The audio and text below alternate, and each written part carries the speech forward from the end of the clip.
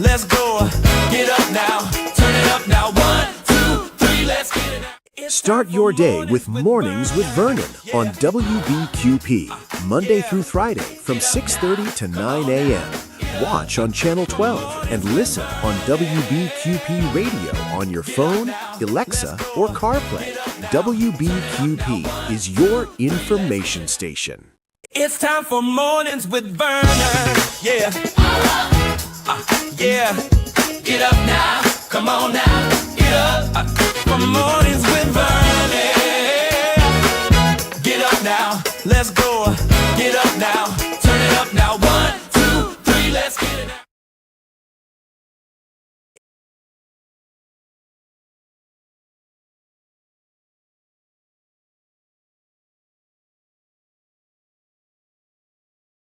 On WBQP Radio on your phone, Alexa, or CarPlay.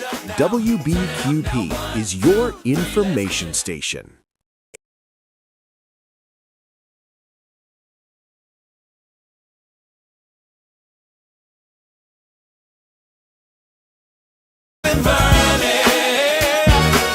Get up now, let's go. Get up now, turn it up now. 1, 2, 3, let's get it.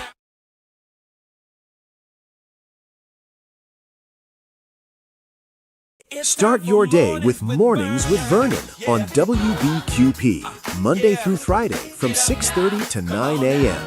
Watch on Channel 12 and listen on WBQP Radio on your phone, Alexa, or CarPlay. WBQP is your information station. It's time for Mornings with Vernon. Yeah. Yeah. Get up now. Come on now. Get up. For Mornings with Vernon. Get up now. Let's go. Get up now. Turn it up now. 1, 2, 3. Let's get it. Start your day with Mornings with Vernon on WBQP, Monday through Friday from 6:30 to 9 a.m. Watch on Channel 12 and listen on WBQP Radio on your phone, Alexa, or CarPlay. WBQP is your information station. It's time for Mornings with Vernon. Yeah. Yeah. Get up now. Come on now. Get up. For Mornings with Vernon. Get up now. Let's go. Get up now. Turn it up now. 1, 2, 3. Let's get it. Start your day with Mornings with Vernon on WBQP, Monday through Friday from 6:30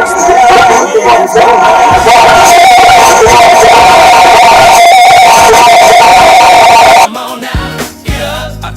For Mornings with Vernon. Get up now, let's go. Get up now, turn it up now. 1, 2, 3, let's get it.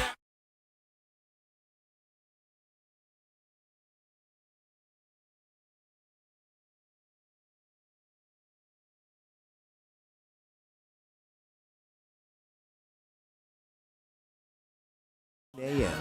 Watch on Channel 12 and listen on WBQP.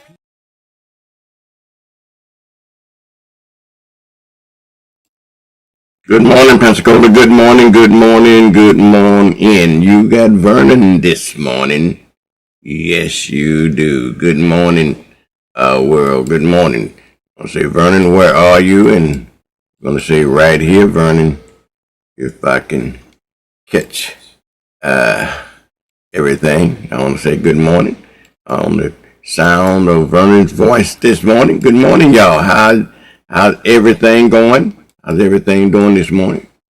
I got to show my face, and I don't know why is it not doing it, but hey, I want to say, if you're going to see it in just a few minutes here, y'all.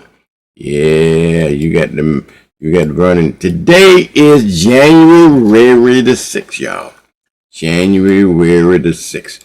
January the 6th. You know what happened years ago on January the 6th. Yep. You know what happened years ago on January the 6th. So this is the, what is it, 2026, the 6th anniversary of January 6th. And we're going to be talking to somebody today about the insurrection that occurred some years ago They trying to make sure that you forget about that insurrection. We're going to be talking to Miss Margaret Hofstetter a little bit later on in the morning. And in fact, there is a protest going downtown this afternoon in protest of January 6th. And you might want to go down and participate in it like that as well. But anyway, good morning. We got a good lineup today. Today is Tuesday, y'all. Yeah, terrific Tuesday. We're going to talk a little bit about what's going on in and around Pensacola. Yeah, we're going to talk about what's going on in and around Pensacola and in and around the world. Give a little few Black History notes. We're going to talk a little bit about the MLK month and give you a little bit of inspiration of some of the speeches of Dr. King, so you remember the legacy of King during the MLK month. We hopefully will be talking to Miss Shakita Payne today. She's going to be talking about jobs at ECUA. Jerry McIntosh is going to join us around the 8 o'clock hour as well. And I believe we're going to be talking to the mayor. If not, we're talking to the mayor. We're definitely going to be talking to Mr. Cliff Powell. He's a deputy administrator at NAS Pensacola. And we will also be talking with Mrs. Margaret Hofstetter around the 8:30 time frame about January 6th and the what they call the fastest day. Okay, we'll be talking about that at least in about January the 6th and everything. All right, before we do all of that this morning, before we can actually get started this morning, okay, we're gonna go ahead and try to It's time for mornings take some with bill, Vernon. take a quick commercial break, if you will. And when we come back, we're gonna get into some of the headlines. Some of the headlines. Get up now, let's Let me see if I got all of my audios cut off this morning. I know I don't. You know how it is when you get up early in the morning and sometimes you don't have all of the crust out of your eyes. Okay? You don't have all of the crust out of your eyes, and so therefore you got me this morning. Okay, you got me this morning. But anyway, y'all, good morning. I just want to say good morning to everybody on the sound of my voice this morning. And I want to wish you a terrific Tuesday. And let's remember January the 6th. All right, y'all, we'll be right back in just a few minutes, okay? It's time for mornings with Vernon. Yeah. Yeah. Get up now. Come on now. Get up. Get up early in the morning and sometimes you don't have all of the crust out of your eyes. You don't have all of the crust out of your eyes. And so, therefore, TV, you got Halifax Street in Pensacola. It is a dream deeply rooted in the American dream. You don't want to miss the citywide celebration, downtown Halifax Street in Pensacola, live on Blab TV. I have a dream that one day this nation will rise up.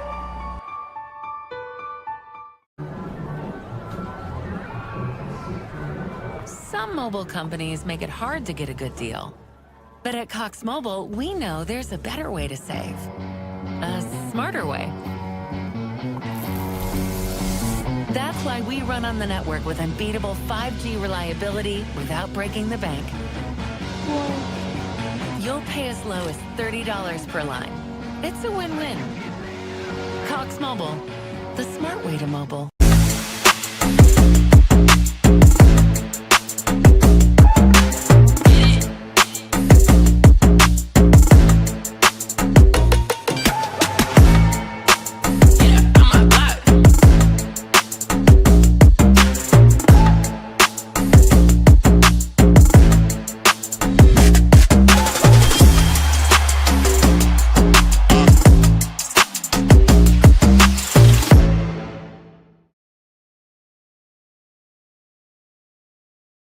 Navigating heart care can be challenging. Baptist makes it better with the latest treatments and innovations and the area's largest, most experienced heart team ready to create a care plan just for you. All when you need us most. Let Baptist make it better. Baptist Healthcare.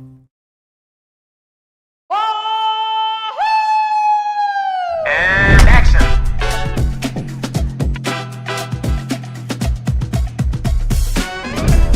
Hey, it's Gambia. Today, we're talking trash, specifically bulk waste. Starting July 1st, 2023, bulk waste service will be call for pickup.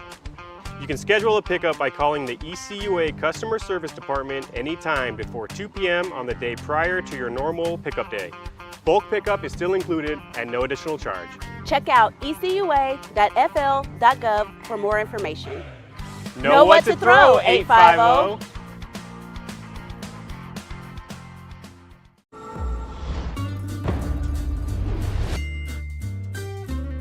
Got projects in mind? A Pen Air home equity line gives you access to funds without the fees. Pen Air Credit Union. Join us. It's time for mornings with Vernon. Yeah. Yeah. Get up now. Come on now. Get up. For mornings with Vernon. Get up now. Let's go. Get up now. Turn it up now. 1, 2, 3. Let's get it now.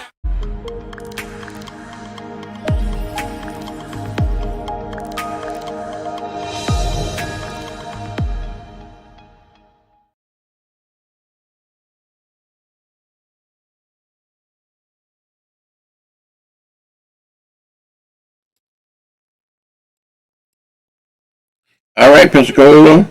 Good morning. I tell you what, today is January. What does January 6th mean for many of you? Today All right, I'll tell you that right now. It's gonna mean a lot. It's gonna mean a lot to a lot of folks there. Today, January 6th, we're gonna commemorate. I believe it's going to be the sixth. I believe it's the 6th year of the historical attack on the U.S. Capitol by supporters of Donald Trump in an attempt to overthrow the 2020 election results. And it will go down in the annals of history, y'all. It will go down in annal history as one of the most divisive events that ever happened in American history, y'all. It's going to be one of the most divisive event going down in the annals of history. I can tell you, they got a lot of other events that's famous for January the 6th as well. It relate to Christianity. They had the fest of the Epiphany, celebrated the revelation of Jesus to the Gentiles. That was on January the 6th. Joan of Arc, believe it or not, was born on this day, okay, in 1412. I think she was born, Joan of Arc. And if you don't know who Joan of Arc is, do your little international history, you find that she was one of the French national heroes, and she was somewhat of a saint, if you will, in the French culture there. Okay, yeah, sure was. Miss Joan of Arc. Also, guess who? Guess what else happened on January the 6th? George Washington married Martha. Her name was Martha Dandridge Curtis, okay? And in 1759, they married, and it was a significant event in the life of our very, very first president, okay? And guess what? As far as U.S. history is concerned, what happened on January the 6th in 1912, Mexico became, not Mexico, but New Mexico. New Mexico became the 47th state in the Union in 1912. and for that. So, but the biggest thing happened that we all can agree to and relate to, y'all, was January 6, 2020, when a large crowd of Trump supporters, fueled by the false claims of election fraud, they stormed the U.S. Capitol to disrupt the certification of Joe Biden presidency. And of course, you know what the impact was. It caused a lot of violence, a lot of deaths, widespread arrests, and again, it has been one of the most divisive events yet in our own history. So we don't want to forget about January 6th. And in fact, a little later on today, a little later on in the program, we're going to be talking to Ms. Margaret Hofstetter around the 8:30 time frame. A little bit about January 6th, and then there are going to be a protest downtown today relating to January the 6th, and also the protesting the anti-movement of the Trump administration. All right, so that's what we got on our agenda for the day. We also, WBQP will be downtown. If you're going to miss that event, we're going to be downtown. We're going to live stream that event. I think it's going to take place right near the old federal courthouse downtown, not too far from the MLK Memorial Park there, if you know what I mean. Okay. All righty then. Y'all want to get into some information and some news that you can use that happening right around in and around our area, the Pensacola area there. Okay. I know you remember New World's Landing, right? And that New World's Landing was probably one of the larger event centers that we had here in Pensacola. I don't know all of the details about New World's Landing demise. All I know is that New World's Landing is probably no more, okay, in downtown Pensacola. Well, there's another ballroom they're building called supposedly ballroom. I guess they called it. That's what the name of it called. But it's going to hopefully be replacing the New World Landing in terms of size. Okay, the biggest venue, largest venue size we have right now is the Pensacola Bay Center, and then we have other smaller units, but we don't have anything in between. And so these people are replacing, if you will, the New World Landing with a new ballroom that's going to be located on, I think it's going to be on Cervantes. I'm not sure exactly where the location is going to be. Okay, I'm not quite sure where the location is going to be, but should be able to hold 1,000 people, 1,000 seats in there. So if you're looking for larger events, it's in event venue, then stand by. That is going to be in place sometime real soon in the near future. Fire has killed one person in Pace. They had another home fire in Pace in the last couple of days and killed one person. When the cops and the fire department arrived on scene, it was fully engulfed. And then they found one body inside of the establishment of the place, okay? Mardi Gras, y'all. Mardi Gras for the folks that's in the Mardi Gras venue. Well, Mardi Gras is just kicked off, y'all. You go downtown and every day they got something going on a little different every day.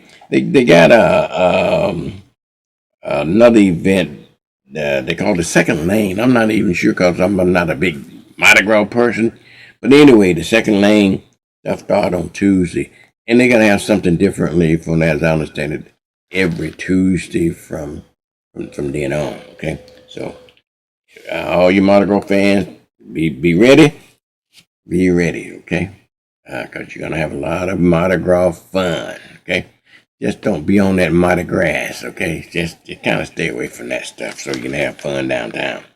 All right. The Blue Angels, y'all, Jupiter Angels has released their 2026 shows, okay? But the one that's most important to us, they got, I know the first show is going to kick off down in Cocoa Beach, okay? In Cocoa Beach, Florida, down at Cape Canaveral and Cape Kennedy, rather, that area down there. But for us, the 2026 Blue Angels show is going to be on July 18th. Okay, mark your calendars. Okay, mark your calendars. Going to be on July 18th, and then is this going to be our 250th year anniversary of the country? July 4th, 1776, we became an independent nation. And this year is our proudest year, 250 years of democracy. So you better enjoy it now, because we may not enjoy another year or two of democracy if things going the way it is right now. But anyway, for right now, our country will be 250 years old. Wow, going to be quite a celebration there, I think.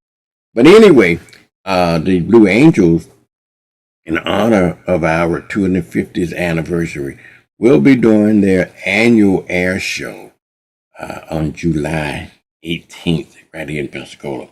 And then they come back again and do their fall show, which is going to be held on November the 6th and 7th. Okay, it's going to be held on November the 6th and 7th. So you might want to put that into your on your calendar, okay, in your calendar. Now, another bit of information that making news, if you will, over in Santa Rosa County, over in Pace, or over in a place called Florida Town. They had some issues about paving dirt road, but there's a specific road that an individual agreed to pay the expense of paving a dirt road, some $60,000 to pave a dirt road in Florida Town. And I think his intent is to get the city to commit to helping with that project. But he would say he would pay the initial cost of it, which is cost around $60,000. So the Santa Rosa County officials are mulling that offer over. What would happen is that I believe that if this road get paved, he has convinced them that they're going to redevelop the area in terms of build more houses. So more than likely, he will get his way. Okay, if you ask me. But hey, but who am I? Also, over in Mobile, y'all, over right next door, Mobile, they had a shooting standoff, if you will. I believe that the officer responded to maybe a domestic violence event.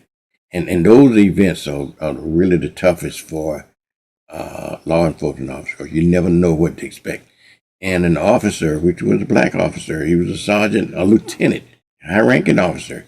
A lieutenant was shot and is in the hospital in critical but stable condition as a result of that shooting. And 2 other officers was hurt responding to the call. I'm assuming, you read the story, so like I said, I tell you the headlines, you read the stories and get your back issues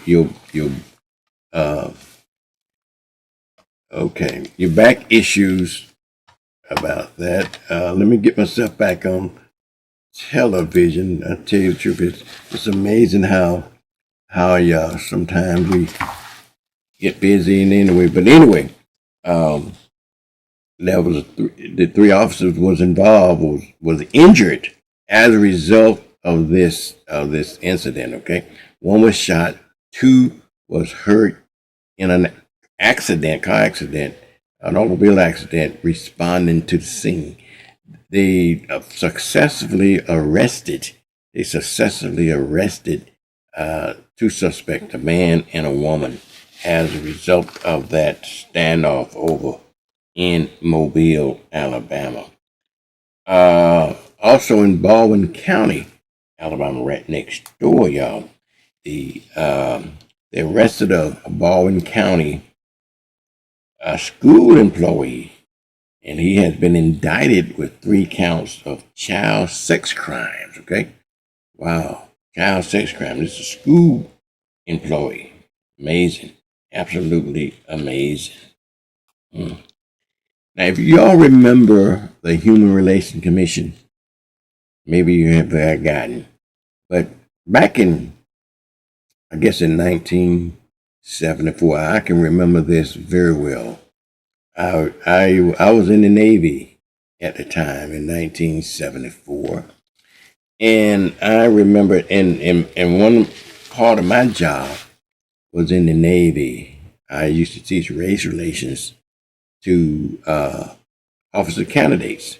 Okay, I was an instructor at the officer candidate school on NAS, and the city of Pensacola and the Escambia County came together because they wanted to raise good race relations. And if you can remember the events that we had with Sheriff Royal Ontrainer, the events that we had that Reverend Matthews was fighting, the events that we had at Escambia High School. We had some tumultuous moments in Pensacola for a minute there.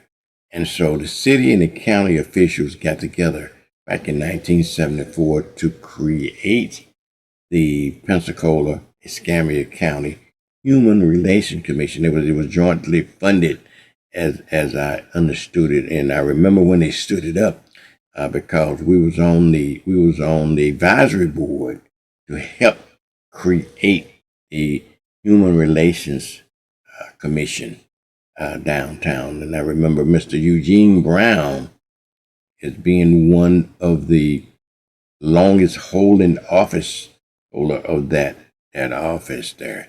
I don't believe he was the very first person. I can't remember the very first person to run that office, but for a long time, if you remember Eugene Brown, he ran that office for many, many years up until his almost probably before he died. He ran that office, and then as of late, they kind of scaled it back, and then they defunded it for a minute, and then they refunded it, and then Mr. Al Henderson took over the leadership of the Human Relations Commission. But now, after 50-some years, the Human Relations Commission is no more. Okay, the Human Relations Commission is no more.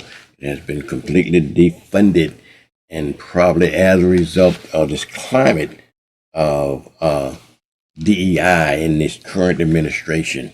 But hey, it is what it is. Okay. Now, if you are a lottery player, sometimes you think you have to think of a lot of great numbers to win the lottery. Well, guess what? It could be as simple as ABC 1, 2, 3 if you want to win the lottery. And they found in 3 different states, okay, now, Florida, California, and Virginia, winners of lotteries, numbers came in like 16, 17, 18, 19, and 20. That's true. 16, 17, 18, 19, and 20. Won, not recently, but over time here. Those numbers came in 3 different states. Okay. Florida, California, and Virginia. So sometimes you have to sit there and think of all these random numbers. Sometimes they just fall in order. Okay, they fall in order. Also, statewide, they indicted the ex-chief executive officer of one of Florida's domestic violence nonprofit organization, and they charged her with fraud, and she has pleaded guilty, no contest, if you will, for that incident. Okay, you know, she was the CEO of Florida Domestic Violence. So, wow, you take that, put that in your pipe and smoke it. Also, nationwide, around the nation, y'all, flu cases are up again. You know, you can't get me to talk any more seriously than I can talk about flu. This new strand of flu is serious. And now, with the recommendations of all the cutbacks of immunization based in the Trump administration and Kennedy, that you might want to be very careful and very selective and do what you need to do, and you may not want to listen to some of this recommendation because they don't recommend you getting certain shots for certain things, and they've been scaling back. And in fact, I was reading just yesterday that the CDC has scaled back 6 of its recommended immunizations. You know, they had 17 that they recommended for children. Now it's only 11. They scaled back 6 of them, and for different reasons. And flu was one of them. Okay, y'all remember when you're in school, you had to take your flu shots and so forth. Okay, all I remember is that when I was in school, we had mandatory flu shots and everything. Different shots for different things. Shot day, well, we call it shot day. And everybody was running around crying and all this hurt and all this kind of stuff. But apparently it did a lot of good over the years. So, and I don't know the current thinking of not continuing that policy. Okay, but time will tell whether or not they were right or not. Okay, time will tell that. I do know the difference between before we had those shots and after we had those shots in terms of people health and even their longevity. I remember a lot of sick kids coming to school, but after we started taking shots and everything, you know, we didn't have as many issues as we had before. Hey, it is what it is. Up around Century, and it's probably as a result of the Trump administration cutting back on SNAP funds and stuff like that. They got a stork stock has reopened in this up in the North Central area that gives out free diapers and formulas, you know, and baby supplies. Okay, they are now reopened. Okay, they are now reopened, and so that tells me that if you up in that area, if you need supplies and so forth, and a lot of that as a result of SNAP benefits, a lot of that as a result of Medicaid and so forth. You see a lot of that. Also, folks, I have to tell you this too: if you are getting your health insurance through the ACA, the Affordable Health Care Act, well, it is not as affordable anymore because of the Republicans' decision to not fund the subsidies for your health care, okay? For your health care. And what the thinking behind it, I have no idea, okay? I have no idea. They have no plan to replace the Affordable Health Care Act. They want to repeal it, but they have no plans of replacing it. And for the life of me, I do not understand why rich people would want to put that burden on poor folks. I just do not understand the logic behind that. Okay, the rich take care of the rich, and they take care and they keep the poor folks at bay. I hope people understand. I hope people that voting and see what is happening. One of the things, this is an opinionated part of this report here, is that I believe that we had a class system that is worse than our race system. Okay, I know we divide people many times among race, and I think that's a false flag to keep people from seeing it's a class system. Okay, it's a class system. It's really, and I think Bernie Sanders is right. I think it's really it's the poor people versus the rich people. There's a lot more poor people than rich people. In fact, 97% of only, let me put it this way, only three. These statistics are rough estimations. There's 3% of the wealth in this. The 3% of the people that control the wealth.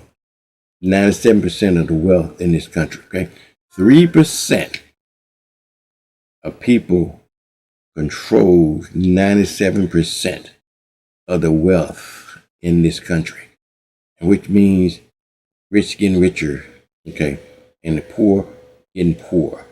And they design it that way because of greed, and they want the greed so the rich can control the poor. One of the things we're going to talk about a little later on throughout the year and throughout this broadcast is that if poor people ever wake up to see what's happening, and then we could have a major change in this country.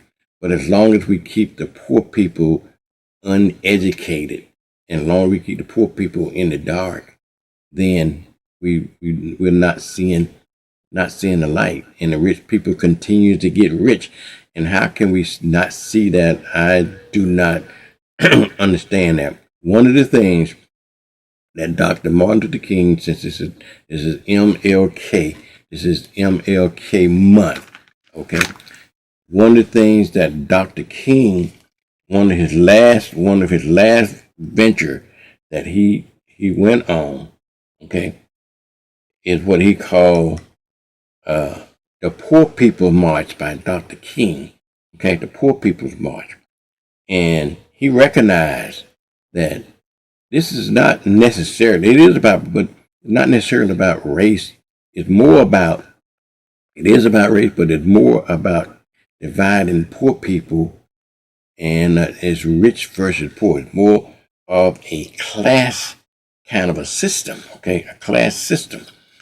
And as long as the poor folks are ignorant, and long as the rich folks profiting from the poor people, then their wealth will continue, okay? Their wealth will continue. And that is the idea behind a capitalistic society. You know, the rich get richer and the poor get poor. I don't know, but what your position is on the society you live in, but capitalism, socialism, or communism, those are the three philosophies that we have around the country. And so each has its advantages and disadvantages. But our system is a system of capitalism. And it certainly has its advantages for the rich, and it certainly has its disadvantages for the not so rich. Okay, but with the socialism, a socialistic society is kind of share the wealth. Okay, where a capitalist society is you take the wealth. You know, they're just whoever, one man's can take it all and leave other people stranded. I don't know whether that's a great system or not, but they want you to believe that capitalism is the very best thing that ever happened to the United States of America. Maybe not. Maybe that's up for debate. I don't know. All I know is that who suffers as a result of capitalism is poor people. Okay, poor people suffer.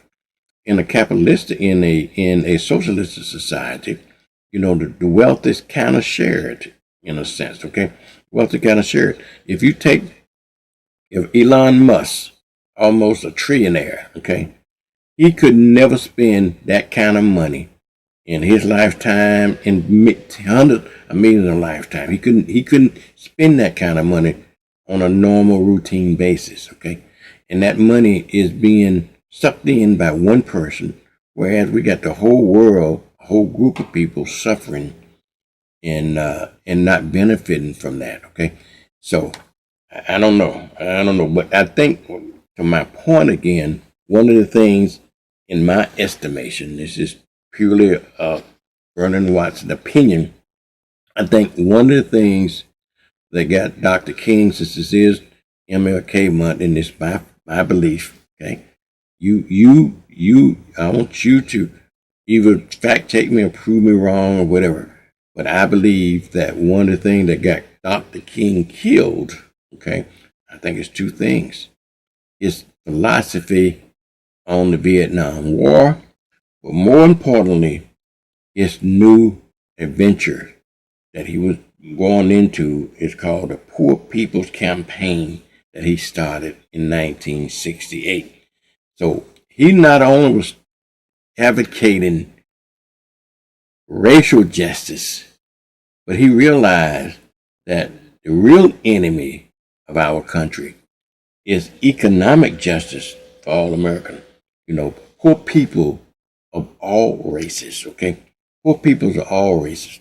And he decided that he wanted to do a poor people's march on Washington like he did back in 1963, whereas he did his I Have a Dream, while he was delivering his I Have a Dream speech. And so, but he never lived to see that happen. He was advocating for an economic Bill of Rights, for jobs and income and housing, and he wanted to build what he called Reservation City on the National Mall. But anyway, he never lived to see that happen. Okay.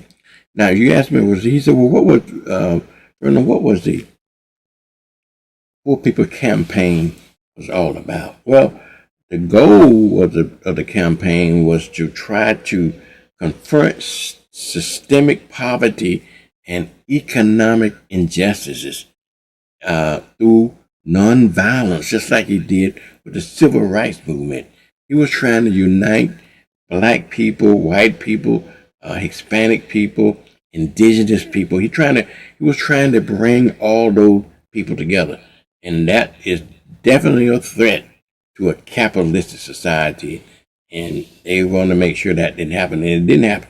So what he wanted to do was to demand an economic Bill of Rights to include full employment, a guarantee of annual income, and anti-poverty program.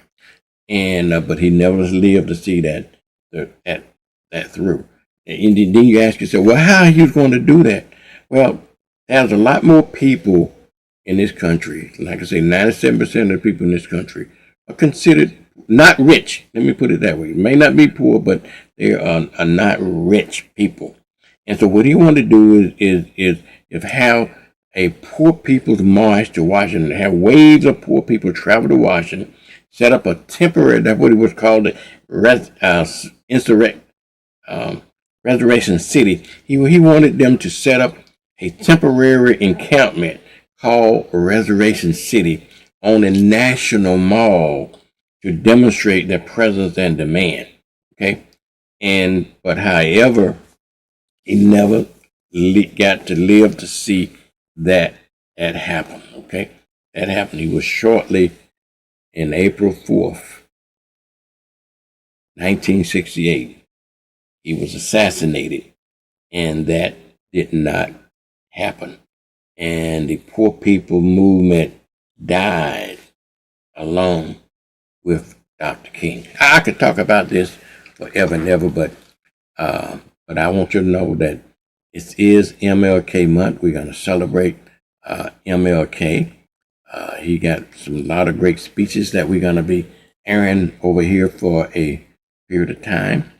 at least for this month and everything. So I want you to pay attention to some of the stuff that we, that we give you over here, because it's going to be some pretty important stuff over time and over the years. Okay, and you will learn, and definitely you are going to learn something about Dr. King and his movement. Okay, all right, y'all. I want to play a speech from Dr. King, one of his speeches, before I go to break. And it was called, "It's Not Over Until I Win." Okay? It's not over. This is kind of a motivational speech, if you will, and not necessarily by Dr. King, but it's a motivational thing that I think that it's help us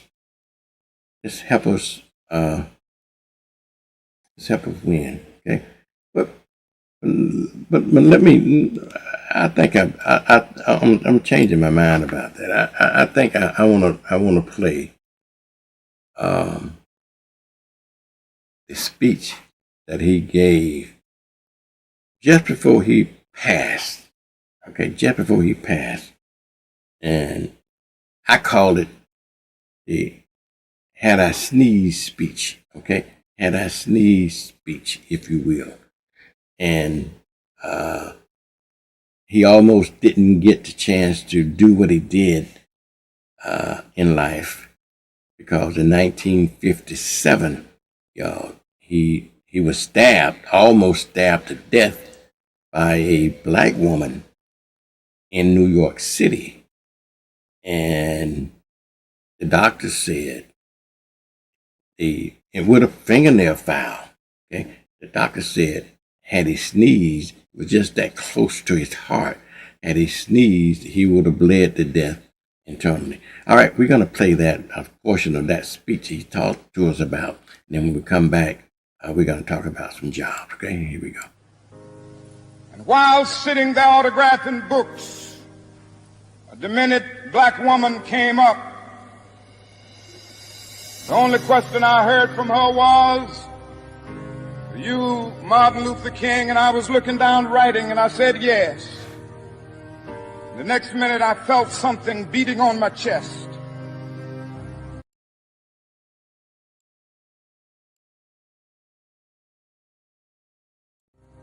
Before I knew it, I had been stabbed by this demented woman. I was rushed to Harlem Hospital. It was a dark Saturday afternoon. That blade had gone through, and the x-rays revealed that the tip of the blade was on the edge of my aorta, the main artery. And once that's punctured, you're drowned in your own blood. That's the end of you. It came out in the New York Times the next morning that if I had merely sneezed, I would have died. Well, about 4 days later, they allowed me, after the operation, after my chest had been opened and the blade had been taken out, to move around in the wheelchair in the hospital. They allowed me to read some of the mail that came in, and from all over the states and the world, kind letters came in. I read a few, but one of them I will never forget. I had received one from the president and the vice president. I've forgotten what those telegrams said. I'd received a visit and a letter from the governor of New York, but I've forgotten what that letter said. But there was another letter that came from a little girl, a young girl, who was a student at the White Plains High School. And I looked at that letter, and I'll never forget it. It said simply, "Dear Dr. King, I am a 9th grade student at the White Plains High School. She said, while it should not matter, I would like to mention that I'm a white girl. I read in the paper of your misfortune and of your suffering. And I read that if you had sneezed, you would have died. I'm simply writing you to say that I'm so happy that you didn't sneeze. I want to say tonight that I too am happy that I didn't sneeze, because if I had sneezed, I wouldn't have been around here in 1960 when students all over the South started sitting in at lunch counters. And I knew that as they were sitting in, they were really standing up for the best in the American dream and taking the whole nation back to those great wells of democracy which were dug deep by the founding fathers in the Declaration of Independence and the Constitution. If I had sneezed, I wouldn't have been around here in 1962. The Negroes in Albany, Georgia, decided to straighten their backs up. And whenever men and women straighten their backs up, they are going somewhere, because a man can't ride your back unless it is bent. If I had sneezed, I wouldn't have been here in 1963. The black people of Birmingham, Alabama, aroused the conscience of this nation and brought into being the Civil Rights Bill. If I had sneezed, I wouldn't have had a chance later that year in August to try to tell America about a dream that I had had. If I had sneezed, I'm happy tonight. I'm not worried about anything. I'm not fearing any man. Mine eyes have seen the glory of the coming of the Lord.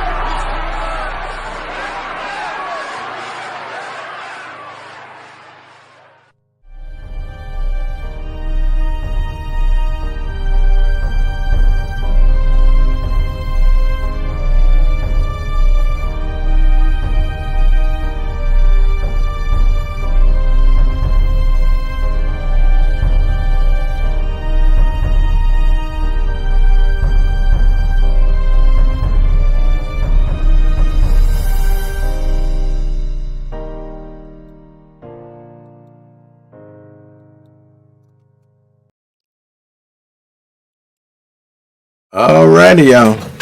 Wow. Powerful. And I sneezed. Okay? And I sneezed. That's Dr. Martin Luther King. Alright, y'all. We're going to be doing a lot of that throughout the month of January. But right now, I want to take a commercial break. When we come back, hopefully we're going to be talking to Mrs. Shakita Payne from ECUA. All right, so y'all stand by, okay? Tell everybody that we're on this morning, okay? It's time for Mornings with Vernon. Yeah. Yeah. Get up now. Come on now. Get up. For Mornings with Vernon. Get up now. Let's go. Get up now. Turn it up now. 1, 2, 3. Let's get it out. Navigating healthcare is hard. Baptist makes it better. With convenient locations, easy scheduling, and skilled, compassionate doctors. All when you need us most. The next time you need care, let Baptist make it better. Baptist Healthcare. I still have a dream. The Martin Luther King Jr. Parade, live on Blab TV, downtown Palafox Street in Pensacola. It is a dream deeply rooted in the American dream. You don't want to miss the citywide celebration, downtown Palafox Street in Pensacola, live on Blab TV. I have a dream that one day this nation will rise up.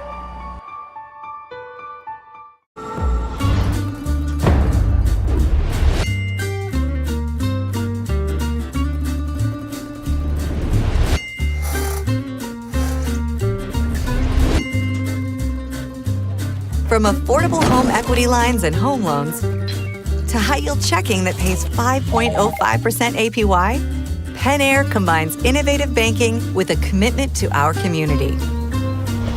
Pen Air Credit Union. Join us. The Service Center at Pete Moore Chevrolet can maintain the life of your vehicle regardless of make or model. Our certified factory-trained technicians have the expertise for domestic and import vehicles. And the Pete Moore Advantage provides you complimentary services whenever you stop by.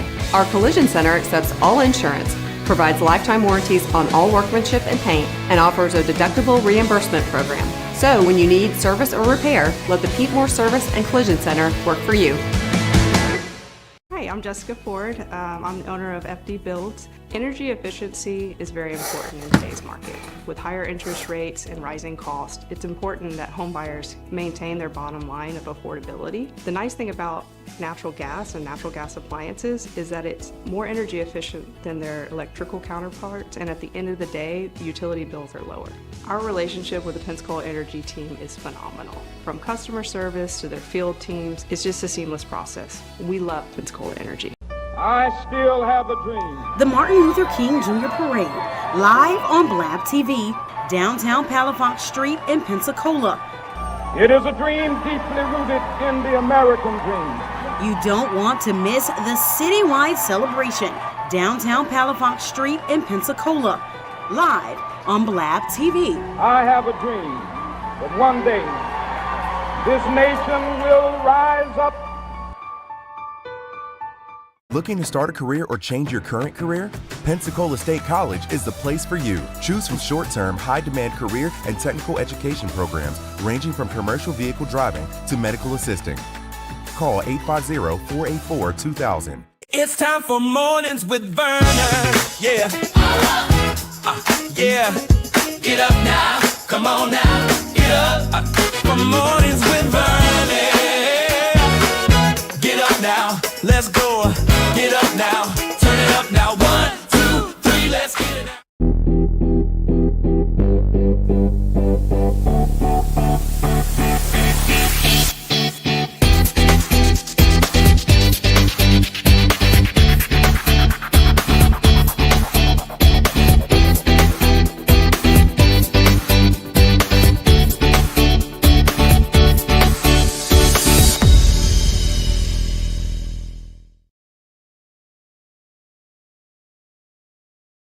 All right, y'all. Welcome back to Morning with Vernon. Got your coffee cup. Get up, get up, get up. 7:30 a.m., y'all, on a Tuesday morning. Good morning, everybody.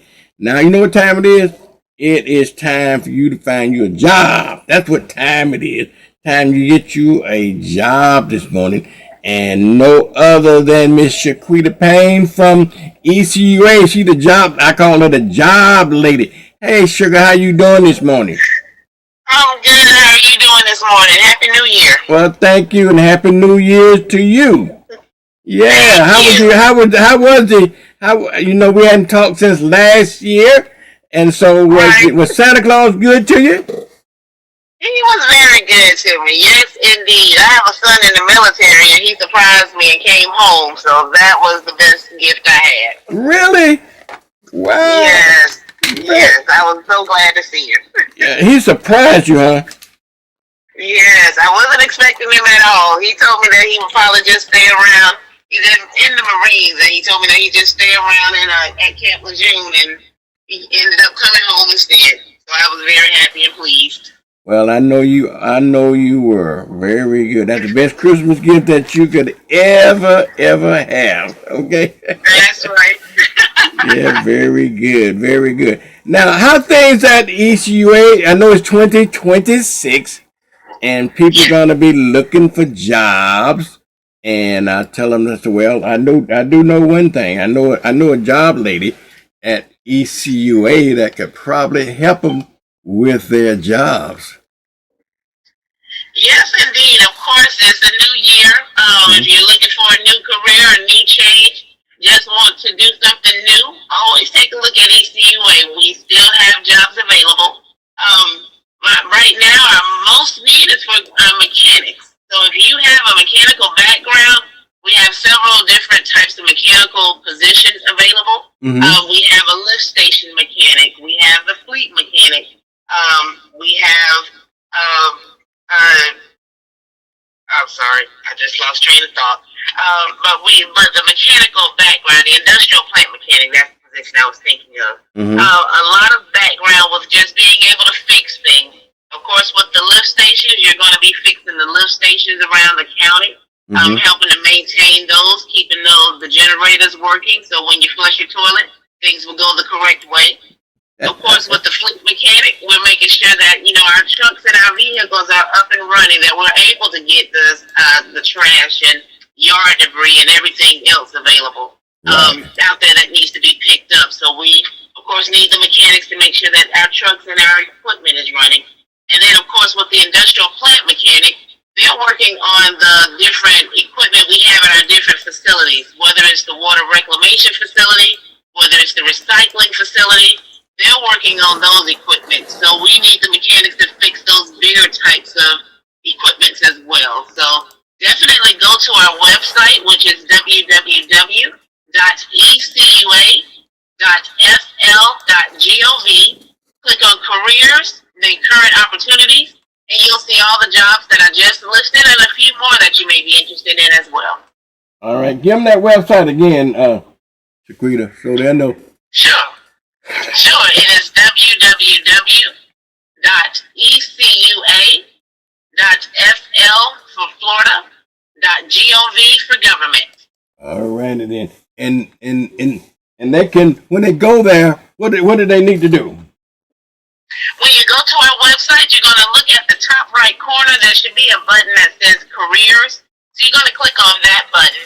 Once you click on it again, you may have to click on careers again, but you're going to look for the tab that says current opportunities. Those are all the jobs that we have open and are looking to fill right now. Okay. And I got the website up so they can see what I'm talking about, and we can go right along with them. When you go in there, folks, I just want to repeat what you said, because sometimes we have to get our pencil or get our phone out to put in there. But go to ecua.fl for Florida, fl.gov, okay? And when you get there, if you follow along with me on the television stream here, okay, you got different buttons. If you go over to your far right side over there, and click on careers, okay? Careers, and then you will see all the great jobs and everything that you need to do to apply for it. And it's just not a job now; it's a career. They got current opportunities. They got job descriptions on there. Where the area you can go visit their career center. Even go to escarosa.com. But more than that, just click on the current job opportunities and find a job that you qualify for. You're gonna have to qualify. But just like Shaquita said, they got fleet mechanics, they got lift station mechanic, they got M&C warehouse and administrative man. What's M&C means, Shaquita? That is position. The MNC is mechanical and construction. That's one of our maintenance and construction. I'm sorry. That's one of our departments at our main water reclamation facility in Cantonment. This position, you will be more of the manager of the warehouse out there. Yeah, and and it pays. It only pays $111,000, almost $112,000 a year, y'all. So if you got experience in that, you might want to consider that. Okay. They got project engineers. They got sanitation equipment operators. They got utility service collection, wastewater operator, on and on and on. But you select that page. Next, can they also go in, and if they don't see anything on there that they like, okay, or they don't qualify for just yet, can they put in an interest card or something like that? Most definitely. If they go to the tab that says job description, that gives them a listing of every job we have at ECUA. So if the position is not posted right now, you can click on the job. If you're looking for something, say you're looking to be an accountant. Right. We have an accountant position. It's not open right now, but you will go to that job description, and there's a button that says subscribe subscribe in the top corner, I think the top right corner. When you click on that button, it's going to allow you to fill out an interest card.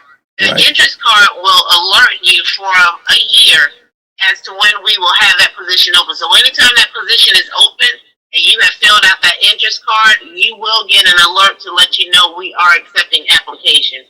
So that way you don't miss out on an opportunity. Absolutely, absolutely. And as we were saying earlier, folks, because we want you to make sure that you don't necessarily have a job, but you got a career. These jobs are well-paying jobs, not good jobs. These are well-paying jobs, and they're jobs with benefits. You know, they pay you paid holidays. You get annual and sick leave, and you get the health and dental and vision and plans and life insurance and disability insurance, and you get deferred compensation retirement saving plan, and you get tuition assistance, and you get employee assistance, and on and on. And if you got if your job requires uniform, you can get your uniform supplied. Everything. Do y'all pay? You know, now some jobs even give you bonuses, not bonuses. What do you call it? Signing bonuses. I don't know whether y'all get any jobs like that or not, but some jobs do give you signing bonuses. We do not do the sign-on bonuses, but I will say it's just a bonus to be able to have a position with ECUA because there's so many opportunities that you have available. Yeah. We are a governmental entity, so you would be a part of the Florida retirement system. To me, that's one of the best retirement systems ever that I've ever been a part of, because the employees are only putting in 3% to their retirement. ECUA makes a contribution as well, but we do not do a match for match. So as you're putting in 3%, we don't just put in 3%. We put in a little bit more than that. Yeah. So you have a great opportunity to, even thinking about your career at ECUA, and even after that, what your retirement will look like. And being a part of the Florida retirement, they have two plans. One is a pension plan, and one is the investment plan.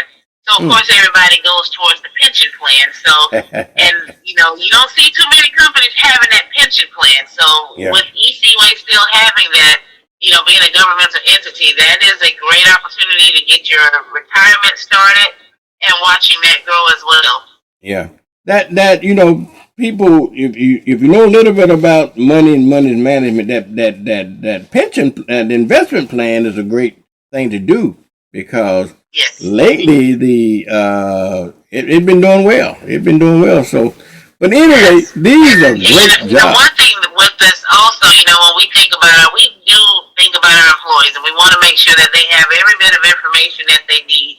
So we also have, wellness seminars, financial wellness seminars for our employees, where you can actually talk with someone to get the best benefit for you, to see which plan works best for you. So, again, so many opportunities available to when you're working with us. Wow. That is so good, Shakita. It's good to have a well-paying job, because that leads to economic freedom, and you can buy your nice car, you can buy your nice house, and you can buy all those fancy clothes you can wear down to the club and to the church every Sunday. It's just nice to nice to have that.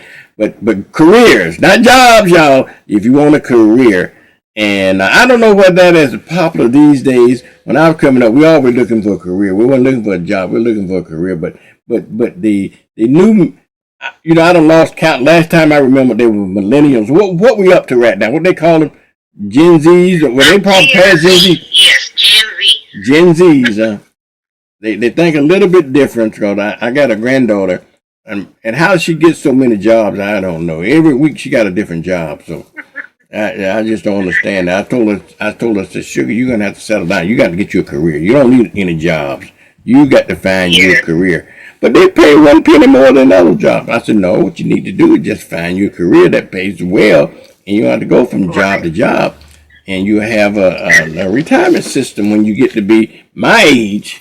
Right. Yeah. Exactly. And that's the thing, a lot of people don't think about jobs as a career because they do pay a little bit more. Because, of course, we've had people to come to ECUA and they leave because they found a job that's paying them a little bit more. But within a few years or so, they're coming right back to ECUA because they realize this is a career. This is where I can actually grow a retirement. I have great benefits. That they just offer. We offer so much to our employees, whereas some other places they just may not. And not to knock any other companies down, but you always want to look for something that's going to benefit you as well and your family. So, where some jobs may not pay the best at ECUA, eventually you will get to that point to where you will feel comfortable and just knowing that you have a job where you can take care of yourself and your family. Yeah, but I think though sometimes, Saquita, they fall short of that, even though they may not pay as well, but they forget that the benefits sometimes compensate them for other things. You got paid leave, you got insurance, you got this and you got other. Whereas these other short-term jobs, they don't have those kinds of benefits. So that's what they really need to think about. It's just not just cash in hand, but because you can get more money, but if you got to go to the doctor, you're going to pay it out. Okay? If you got to go to the dentist, you're going to pay it out. Or down the road, you're not going to have a retirement plan. The only thing you got is the little money you put into Social Security and so forth. That's right. On and on and on. Exactly. And if you're talking about going to college, you that money coming out of your that little check that you're getting. Well, with folks like ECUA, they got tuition assistance program, tuition reimbursement programs like that to reimburse you to go to school.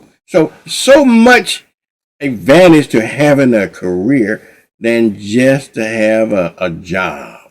Okay? Right. Yeah.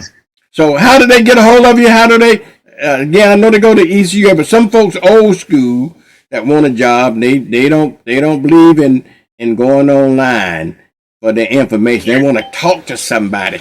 Who do they call, Shaquita? They can definitely call me at ECUA. My number is 850-969-3370. Okay, and again, that's 850-969-3370. All righty then. All right, y'all, don't fret because Shaquita's on every Tuesday. If you want to find out what's going on, the newest job trend on Tuesday, just listen in here. But better yet, remember, just go to the website any time of the day, any time of the night, or any time. Just go to ecua.fl.gov and you can find out about all the jobs at any time. You don't have to wait once a week to hear from her. You can just go on and find out for yourself and go ahead and apply. Some of these jobs has are they all open all the time? Do some of them have?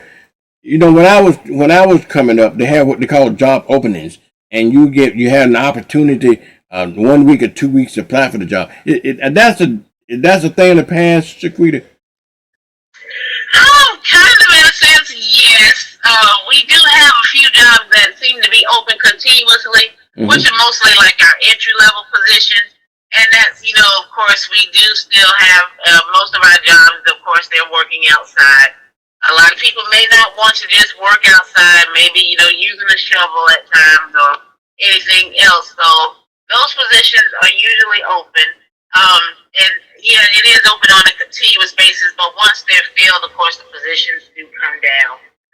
But in any event, those positions, which I try to make people understand, is that they lead to something better and better and better. You stay there, you're learning because it's an entry-level position. So you're learning how to do the job. And once you've gotten that down and gotten the credentials that you need, then you move up to a level 2, to a level 3, to a senior, to a supervisor. So you have that opportunity for career progression as well. True.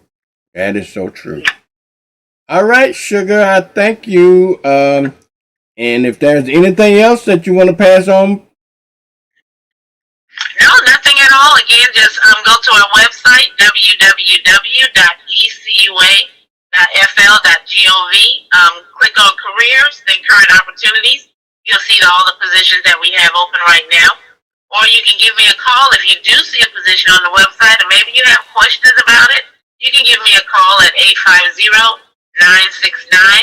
850-969-3370. And one other thing that I will say is that we do have a lot of our videos of our jobs out on YouTube. So if you're interested in maybe just wanting to see what is entailed with that job, go out to our page out on YouTube, ECUA, and there should be a few videos of different jobs out there. So you kind of get an idea of what they're doing in those positions.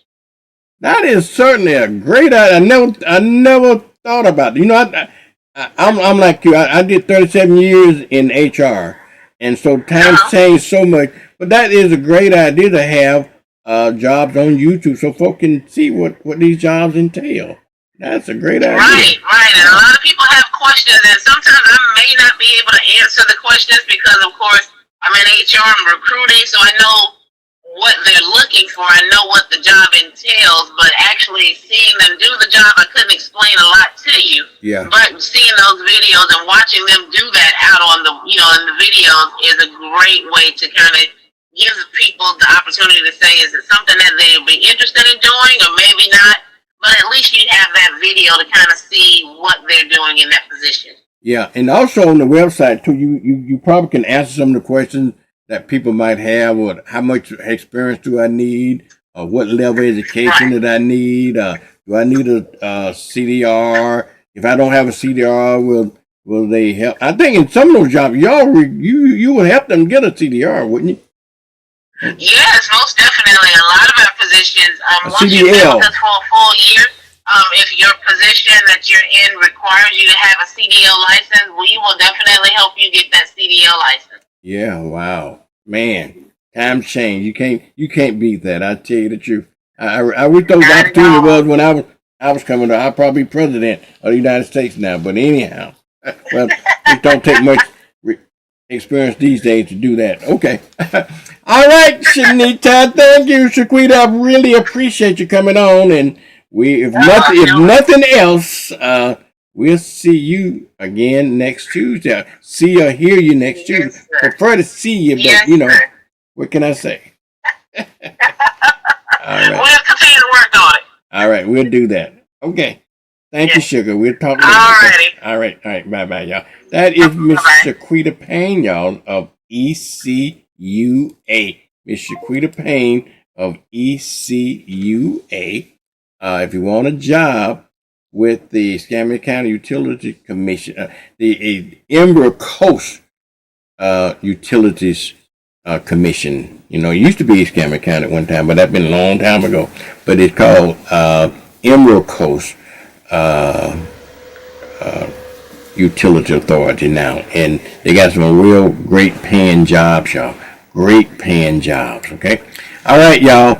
I'm going to a commercial break, but when I come back, y'all, from the commercial break, hopefully we'll be talking to Mr. Jerry McIntosh about what's going in and around on the political field as we go on. And then we also going to share a little bit about Black history. We're going to talk about the upcoming MLK parade and all the other events that's going on in and around our city, in our county, in our area. We'll be right back, y'all. It's time for Mornings with Vernon. Yeah. Yeah. Get up now. Come on now. Get up. For Mornings with Vernon. Get up now. Let's go. Get up now. Turn it up now. 1, 2, 3. Let's get it out. Stash your money somewhere smarter. With 5.05% APY, PenAir's high yield checking puts your money to work and earning big. PenAir Credit Union. Join us. Are you looking to start your education or to change careers? Pensacola State College is the place for you. We offer bachelor's degrees, 2-year degrees, career certificates, and more, ranging from nursing to welding. Apply today. PensacolaState.edu.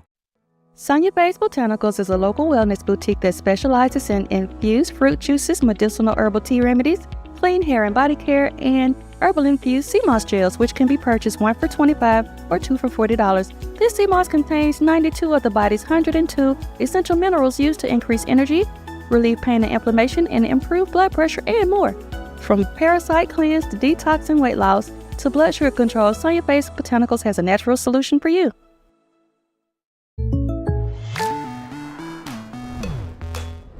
The State Farm Personal Price Plan helps you create an affordable price just for you.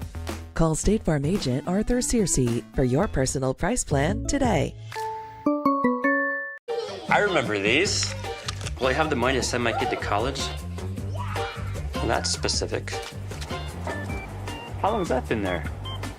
7-letter word for a bank that helps you reach your goals. Synovus.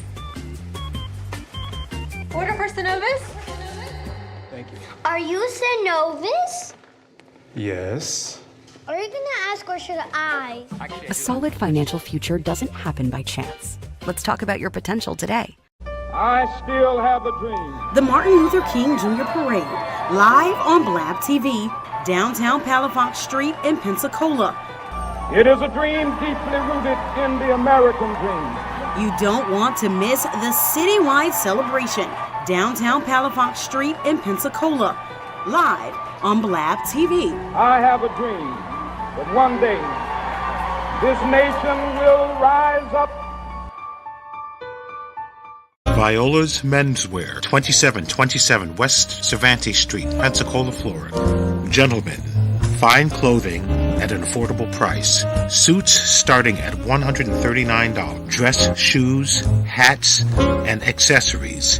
Here at Viola's Menswear, 2727 West Cervantes Street in Pensacola, Florida. Call today at 429-7146, 2727 West Cervantes Street in Pensacola, Florida. It's time for Mornings with Vernon. Yeah. Yeah. Get up now. Come on now. Get up. For Mornings with Vernon. Get up now. Let's go. Get up now. Turn it up now. 1, 2, 3. Let's get it out. BQP is where you need to be.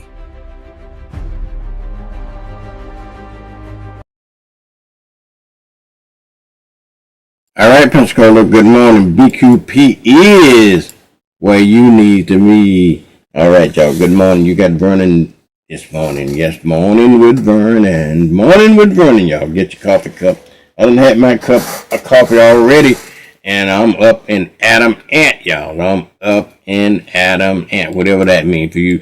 If you're old here, y'all remember the cartoon Adam Ant. Up in Adam Ant, yeah. Good morning, y'all.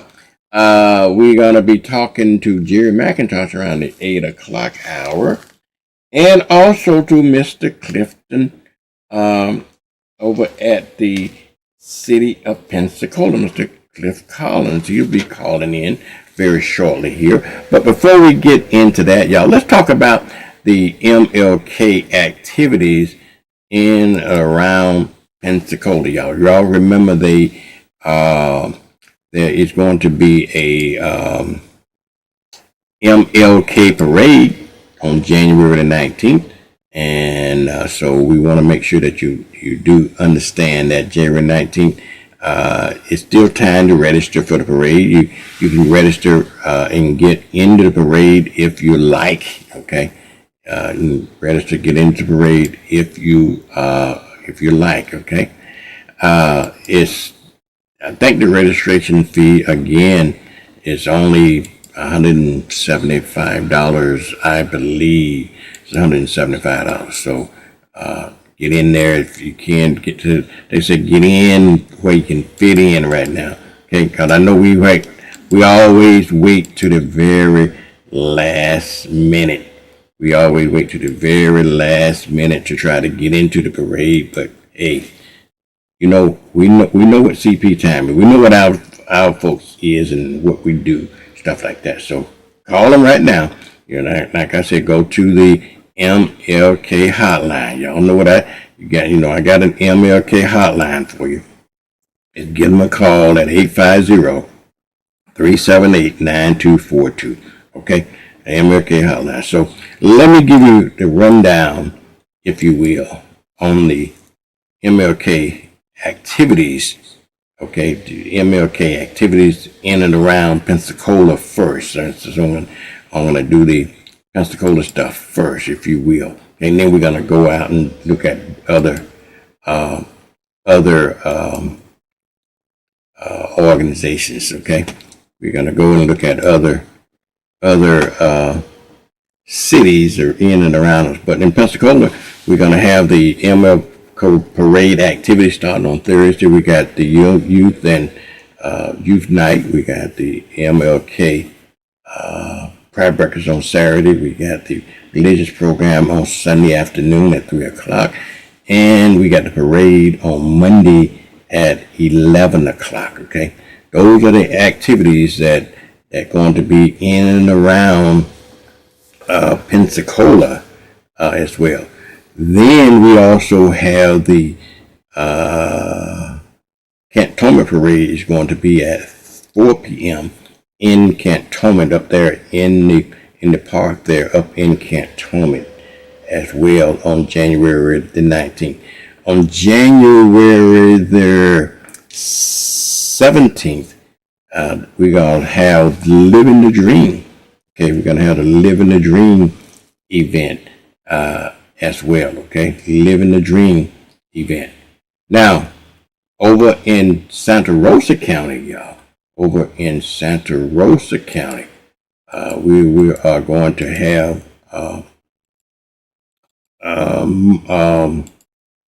let me get my ducks in a row here. Over in Santa Rosa County, I believe we're going to have a MLK program over there. The parade is going to be at 9 a.m. on Monday. They're going to have a MLK block party, if you will, starting at 12 o'clock down near the church down there, Mount Pilgrim Church down there as well. Okay, and over in Okaloosa County as well, they're having some events over there in Okaloosa County, and we're definitely going to be talking about what's happening in Okaloosa County, what's happening in Escambia County. We got a report every week coming in from Jill Daggs. Jill is going to be on Wednesday. I think on Wednesday every month. I got to get my schedule right, but on Wednesday. Then we got Christina coming in on Thursday or Friday, giving us the Santa Rosa report. But anyway, over in Okaloosa County, they are going to have the MLK parade. Their theme is Mission Impossible 2, Uniting the Nation, Building the Future and in a Nonviolent Way. That is their weekend event. They're going to hold on Saturday, January the 10th, at the Operatorial and Pastor Contest at 10 a.m. At going to be at the Fort Walton High School. On Sunday the 18th, they're going to have at a memorial program at 5 o'clock, which is going to be at the Beautiful First Baptist Church. And also on Monday, they're going to have their MLK parade at the Civics Auditorium. They're going to line up at 8 o'clock, and the parade going to start at 10, which is going to start at the Chester Pruitt Park over there, okay? And also in Crestview, they got other activities over in Crestview. They're going to have the Mardi Gras stuff we're going to talk about a little later on. They're going to have what they call a Triple B barbecue thing. We're going to talk about that a little bit later on. A lot of good stuff going on. This is the tribute here to, I believe it's going to be the Living a Dream, which is going to be at the Brownsfield Community Center, okay, as well, okay. So we got a lot of activities going on, okay, a lot of activities going on in and around Pensacola, y'all. So you make sure that you stay tuned for that as well, okay. A lot of stuff is going on for our program. All right, y'all, it's about 8 o'clock time frame, and I got a special guest this morning, which we have every Tuesday morning. We we get a report from the mayor's office, and true to form, if not the mayor, it's the very next best thing to the mayor. We got Mr. Cliff this morning. Cliff, how you doing this morning? Hey, I'm doing well. How about yourself? You doing okay? Yeah. Can you hear me all right? I can hear you all right. Bring your camera down just a little bit so I don't have so much headroom. There we go. Looks real good. Looks real good. How you doing this morning? I'm doing great. How about you? I am doing good. Folks, this is Mr. Cliff Collins. Cliff, tell everybody your position at the city of Pensacola. Wait a minute. I'm having an echo on my end here, and I want to try my earbuds and see if that helps. Okay. Does it? Does it help? Can you hear me now? Yeah, I can hear you. The earphone helps? No, I didn't switch over yet. And okay. Let me just give it 1 second. It looks like it's trying. All righty. But while you wait, my position here is it's an associate city administrator position. I'm going to go without the earbuds because for whatever reason these things are not working. But I'll go without it. So it's an associate city administrator position, and I will say the position is evolving as the days goes on. I mean, I came here to sort of work strategic initiatives, and now I'm not only working strategic initiatives, but I'm also running departments as well. I think I lost you. Able to hear me? You able to hear me now, right? I was trying to eliminate the double talk here, but I don't think did we do it. I don't think we did it, did we? I can hear you. Yeah, loud and clear. Are you able to hear me now, right? I am. Yes. Okay, all right, but we still can you still getting double voice, right? Double talk. Yeah, I'm hearing a double talk. What is that? I don't know. I got to figure out I changed the computers this weekend, and I don't know what I'm doing or why I'm getting a double voice. I don't think it's on your end. I think it's on my end. I'm gonna have to figure it out some kind of a way. I have to be able to do Let that. me try Okay. one thing real quick. I'm gonna leave and I'm gonna come right back. Okay. All right. Do that. Yeah. But anyway, we got Mr.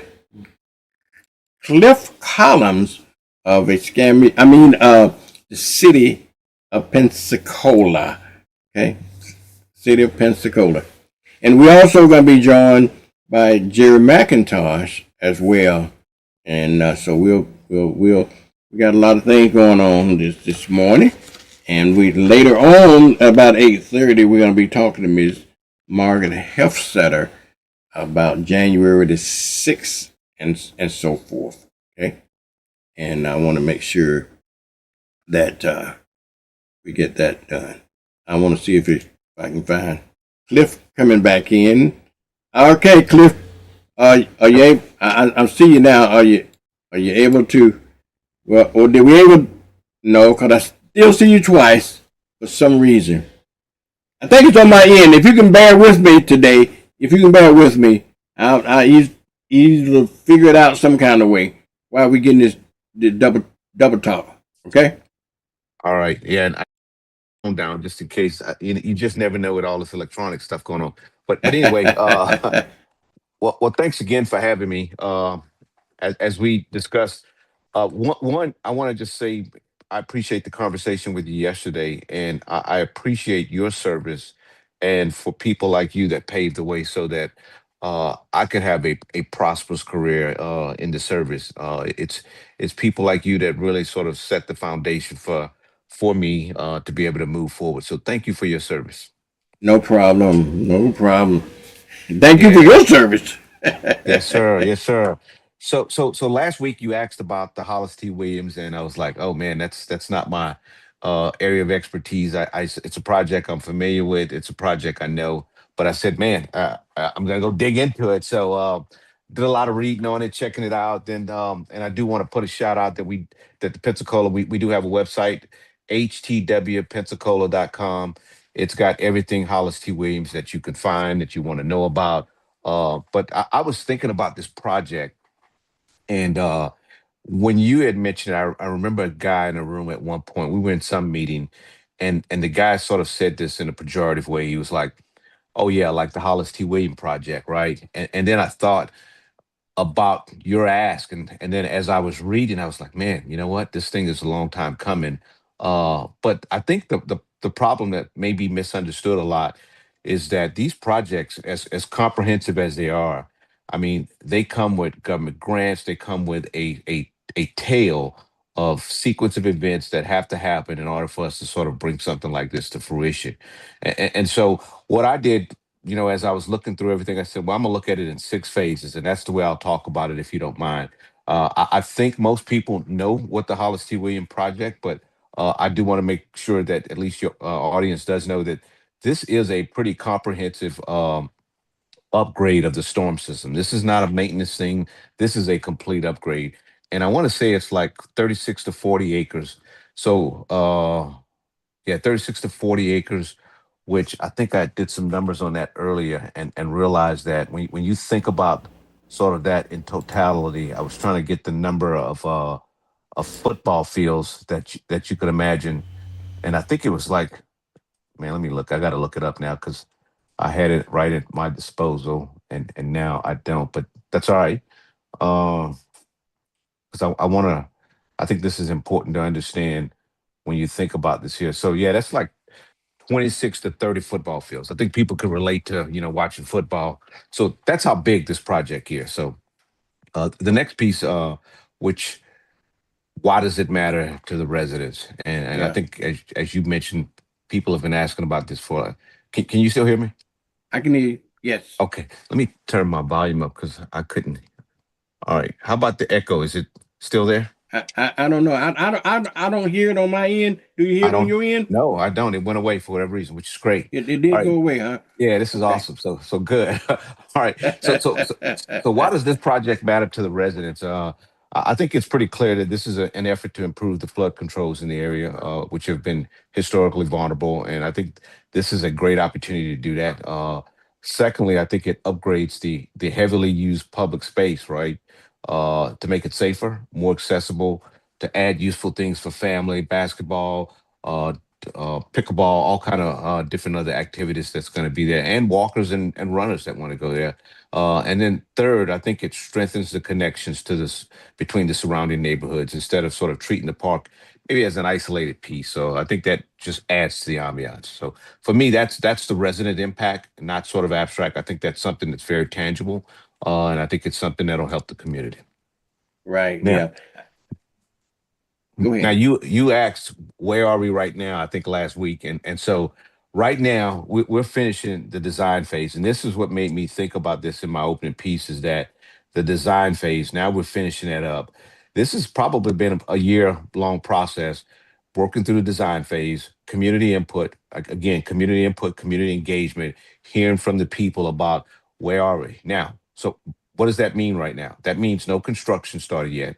The next phase is the formal issuing of an RFP, which is a request for proposal. That's just typical saying for put a package out there. We want to get a request for proposal. We want people to submit businesses to submit and tell the city why they can sort of do a great job building this community out that we want, right? And so that's a competitive process, and the companies are selected to build the project. Now, I think this distinction matters because the design procurement, right, comes before construction. This is critical because this is where we get an opportunity now to fully assess a company, fully assess their capabilities, fully assess their scalability as far as being able to do something like this here. And then they're selected by a group of folks that's from the city. And I'll pause to see if you have anything.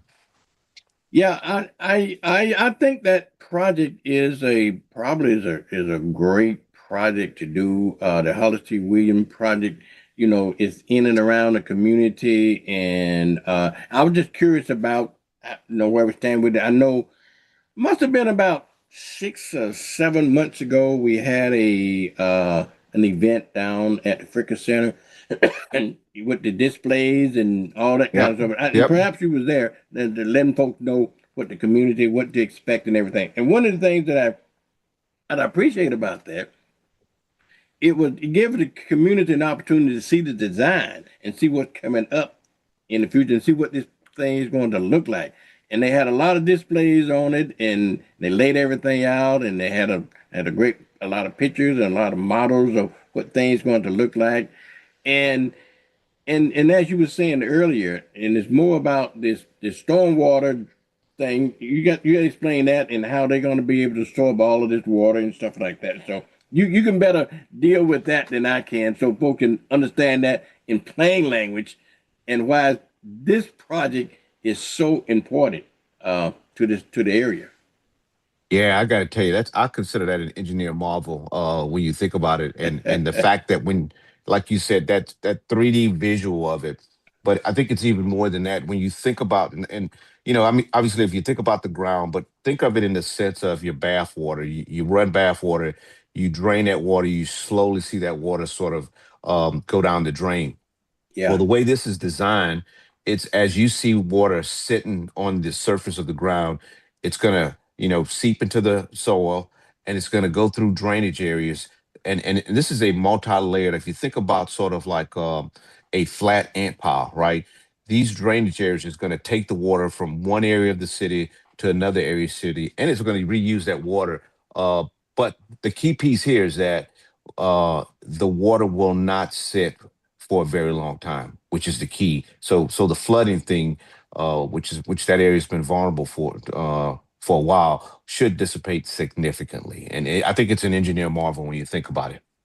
Yeah, it is. It is. And when I saw how the concept of how they're going to divert and retain and drain that water, it's Yeah. an engineering feat. I tell It you. it really is. And this goes back to and I'll say it closer to the end, but what I will tell you is, in the coming months, roughly maybe 2 to 3 months, we will submit that RFP, the request for proposal that I told you about. And then Mhm. once that's submitted, we'll have this period where we'll be reviewing the packages, and then we'll have a selection process go on. And then that's sort of the critical milestone for everyone to be watching. It'll be publicized. We'll have information out about it. Once that company is selected, once that company is selected, to me, we go into the phase of what should the residents expect next, right? And Yeah. still, at this point, it's not going to be any bulldozers. It's not going to be any of that. It's going to start off with basically uh, getting the word out to what the impact will be to the community. That's going to be our first step, right? And the goal, and as the mayor has put out multiple times, is to keep the disruption manageable while delivering this long-term value. Okay. When is it that we going to see the reality of it? You think, uh, Cliff? Oh boy, I wish I could commit on the time on it. Is there somebody else on the background? I was talking to another guest, but go ahead, Cliff. No, I was just saying I wish I could give you a time frame, and obviously when you run into these projects, you could run into delays, you could run into other issues. What I will tell you is, if folks want to keep checking the website at htwpensacola.com, we have a pretty comprehensive website that will keep updates out there for people. So that's the best place to go for right now. Okay. I think when it's all said and done, Clifton, I think this project, I think this project is going to be a great thing. I mean, when we get down to the city and all the recreational stuff that's involved, man, I tell you, it's going to be something else. Okay, and I think that when they laid it out about the path and the just different things, I'm excited about it. I'm excited about it. Okay.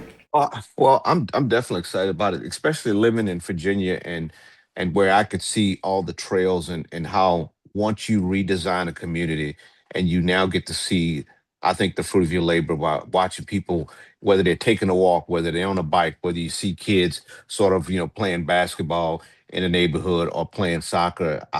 That's a sign of a thriving community. That's a sign that you're building a legacy for the future generations, and I think that's so impactful. Yeah, absolutely. All right. Is there anything else?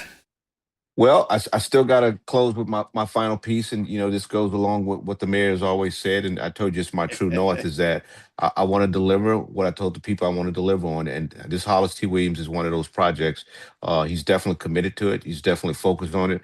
And that's the thing that we drive every day. So, I mean, that's really it in a nutshell. But any questions you got for me?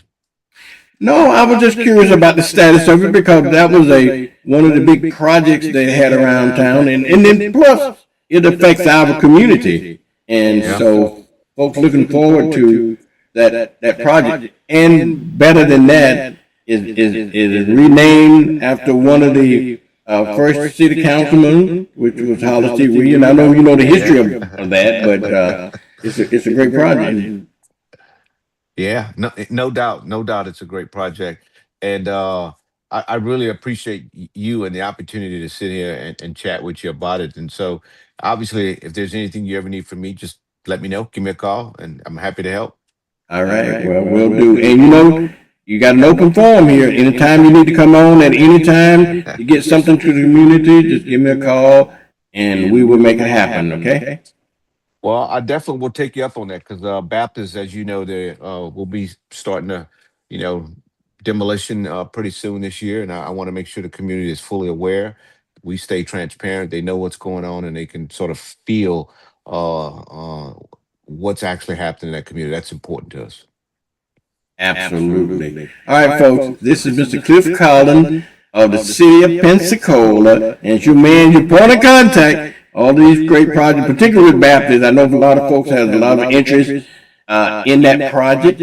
And Cliff, if it's safe for them if they have questions to get who the point of contact, you the main point of contact for the issues around the Baptist issues? Yeah, I'm the main contact for Baptist issue. Anything that's Pensacola related, if you want to reach out to me, I'll definitely get it in the right place. My email address is ccollinsjr for junior at cityofpensacola.com. That's ccollinsjr at cityofpensacola.com.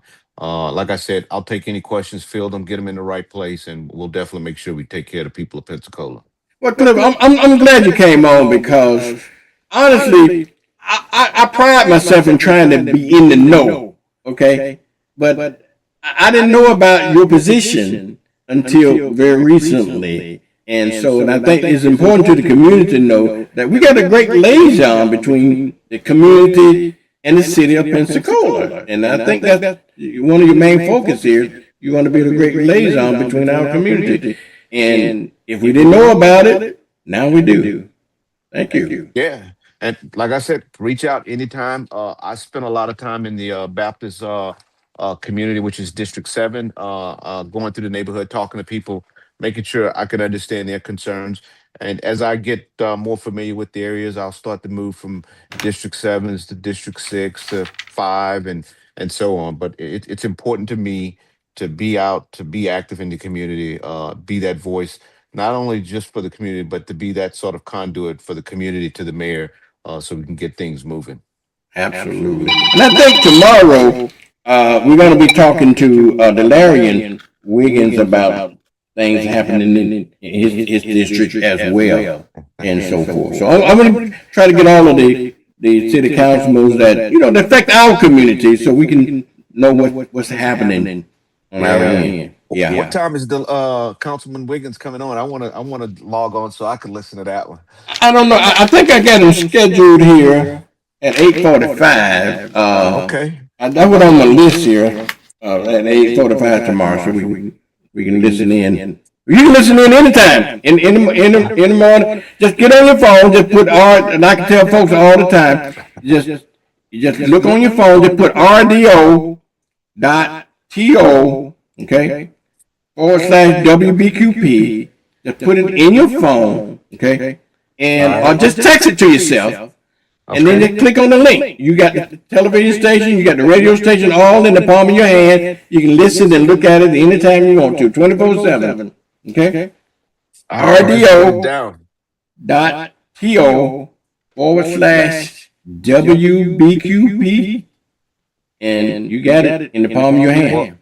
I'm gonna take you back to your old days of your Navy time. You know that last portion. That's whiskey, Bravo, Quebec, Papa, right? Exactly right. Yeah, military time. I tell you folks all the time, military got the best system in the world. Yeah, it does. It sure does. Yeah. Thank you, Cliff. Wow. All All right, right, y'all. sir. All right, y'all. That's Cliff at the city of Pensacola. I got Jerry McIntosh coming up, but Cliff Collins every Wednesday. He or the mayor will be on this time every Tuesday. All right. All right, y'all. I got Jerry McIntosh and Jerry. I want to take if you're still here with me, I want to take a real quick Black History break. And when we come back, we're going to talk about some other stuff, if you don't mind. Okay? How you doing this morning, Jerry? By the way, I want to speak to you. Uh-oh. I'm burning. I want to stop it. Uh-oh. I messed it up, Jerry. Stand by.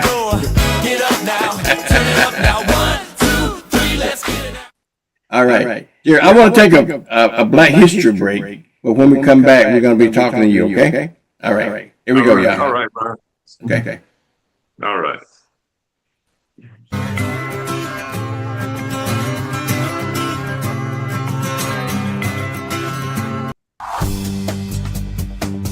Today's global hair care market is a multi-billion-dollar business. One of the pioneers of the industry was an African-American woman named Madam C.J. Walker, widely believed to be the first black female self-made millionaire. Madam Walker was born Sarah Breedlove in 1867 in the same plantation where her parents had been slaves.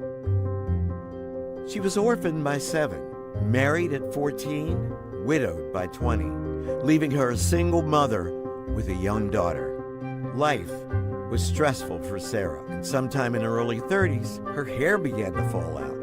She tried different treatments, including a formula made by a woman named Annie Turnbow. Soon, Sarah wasn't only using Annie's product, she was selling it. Not long after, Sarah married and changed her name to Madam C.J. Walker.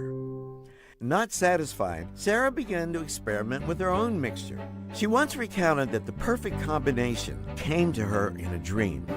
With the winning recipe in hand, Madam Walker founded her own company, selling Madam C.J. Walker's wonderful hair grower. She proved to be a marketing genius, selling her products door to door.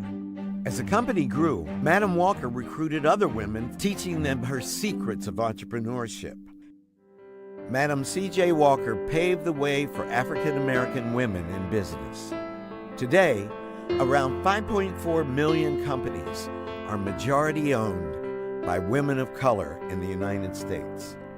Her gift was empowering other women and realizing she had been a washerwoman, almost homeless, who had transformed herself into a very successful businesswoman. At the time of her death in 1919, Madam Walker's fortune was thought to be about $1 million, the equivalent of at least $6 million today.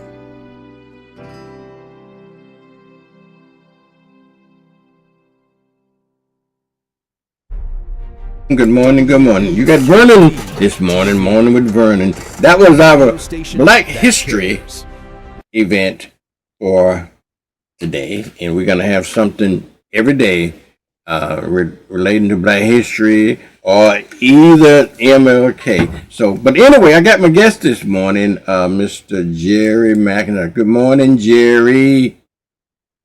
Good morning, Vern. How's it going this morning? Everything's fine. How you doing? I'm doing great. I've been trying to get these computers are messing us up today, it seems like. I know. I bought a new computer over the weekend, and I had to reconfigure everything. And I'm trying to get all the bugs out of it right now. Are you still having double audio? Yeah, you still got double audio. I can't figure out where that's coming from yet. And it only started since I got this new computer. So, you still got double audio now? I Yeah. think it subsided a little bit. Okay. But anyway, we'll try to deal with it until I can figure out what my problem is. Okay. What do you think going on around the world, Jerry? What you say now? I said, what do you think that's going on around the world to all this Venezuelan stuff? And talk to me. Yeah, I see Trump them using what they call the Monroe Doctrine. There's Trump doctrine now, but you know He called it the Don Doctrine. yeah. Yeah, yeah. You remember the Monroe Doctrine is that we supposed to control everything in our hemisphere, every country, and the Yeah. hemisphere from Central America to South America. And now they're talking about going into Colombia, Greenland, and Mexico. So, and I heard Stephen Miller talking about the world is run by power and really what he's saying, power and violence. And we're going to inject that everywhere we go. Some 40 people was killed. It might have been more. They saying around 40 people was killed in Venezuela when we invaded that country to take out the leadership over there, Maduro. Uh, and they telling everybody, oh, he was a dictator and all of that. No, the man, regardless of what you think he is, he was the president of the Of country. that country, right? We deal with China and we trade with China and do all kinds of work with China. China is a dictatorship. The guy that we're in, was that in El Salvador, where we send people to prison over there, that's a dictator. Yeah. Putin is a dictator. We still do trade with him. As many dictators, Turkey, Hungary, these dictators has been in power, but we all knew what it was about from the very beginning to control the oil, one of the biggest oil deposits in the world. Who gonna control it? As a matter of fact, they were saying if they begin to flood, even if they begin to flood the world with that oil, it would go down so cheap. The price of oil would go so cheap it wouldn't be worth the guys taking it out the ground. And I imagine Saudi Arabia and other countries around the world, once we get our hands on that oil, gonna drop the prices because the prices is set by OPEC, Yeah. the oil companies around the world who really monopolize the price of oil and keep it either stabilized or high. So once that happened, you might be in a oil war, a gas war, so which would be beneficial to us, the consumer, but by the same token, it ruins the economics of other countries around the world. And which, Venezuela, when Hugo Chavez was there, he was nationalizing that oil to benefit the Venezuelan people rather than just Exxon and Shell and all of these other big companies who have trillions of dollars, who make over $40 billion sometime, every year. And that's just not enough for them, I guess, to make that kind of money. And they've been doing it for years, and then we subsidize that oil. So, Right. we do subsidies for these billionaires, and to get this oil out the ground, and they got all kinds of money and equipment to do just that without our subsidies. So, but at the same token, by the same token, we have Maduro might have been a bad guy, so what? So is Trump. They talking about, well, there's people out in the streets celebrating. There was people celebrating when he lost the first time in the streets, when Trump was president before. and it's Yeah. going to be a celebration after he leave this time. Yeah. But Yeah. with him and Stephen Miller, they have no intention of really leaving power, regardless of the Constitution. They don't care anything about the Constitution because it benefit them not to, uh, you know, honor the Constitution. And, they are using that Monroe Doctrine, which, saying that we should control everything in this hemisphere. Well, then, you can't say anything about Russia and China and other countries around the world who's saying that, okay, we're going to control everything in our hemisphere. We've been fighting to keep China out of Taiwan for years, Right. Right. and, we supposed to have been supporting Ukraine. But now Russia, the agreement that they was about to come up with NATO, probably going to be scrapped now because they were like a few weeks away, a few days away or something from something. Yeah. And Jerry, we got a another guest on this morning. They're going to talk about you. Do you remember what happened years ago? Not that January the 6th. January the 6th. Yeah. Yeah. Yeah.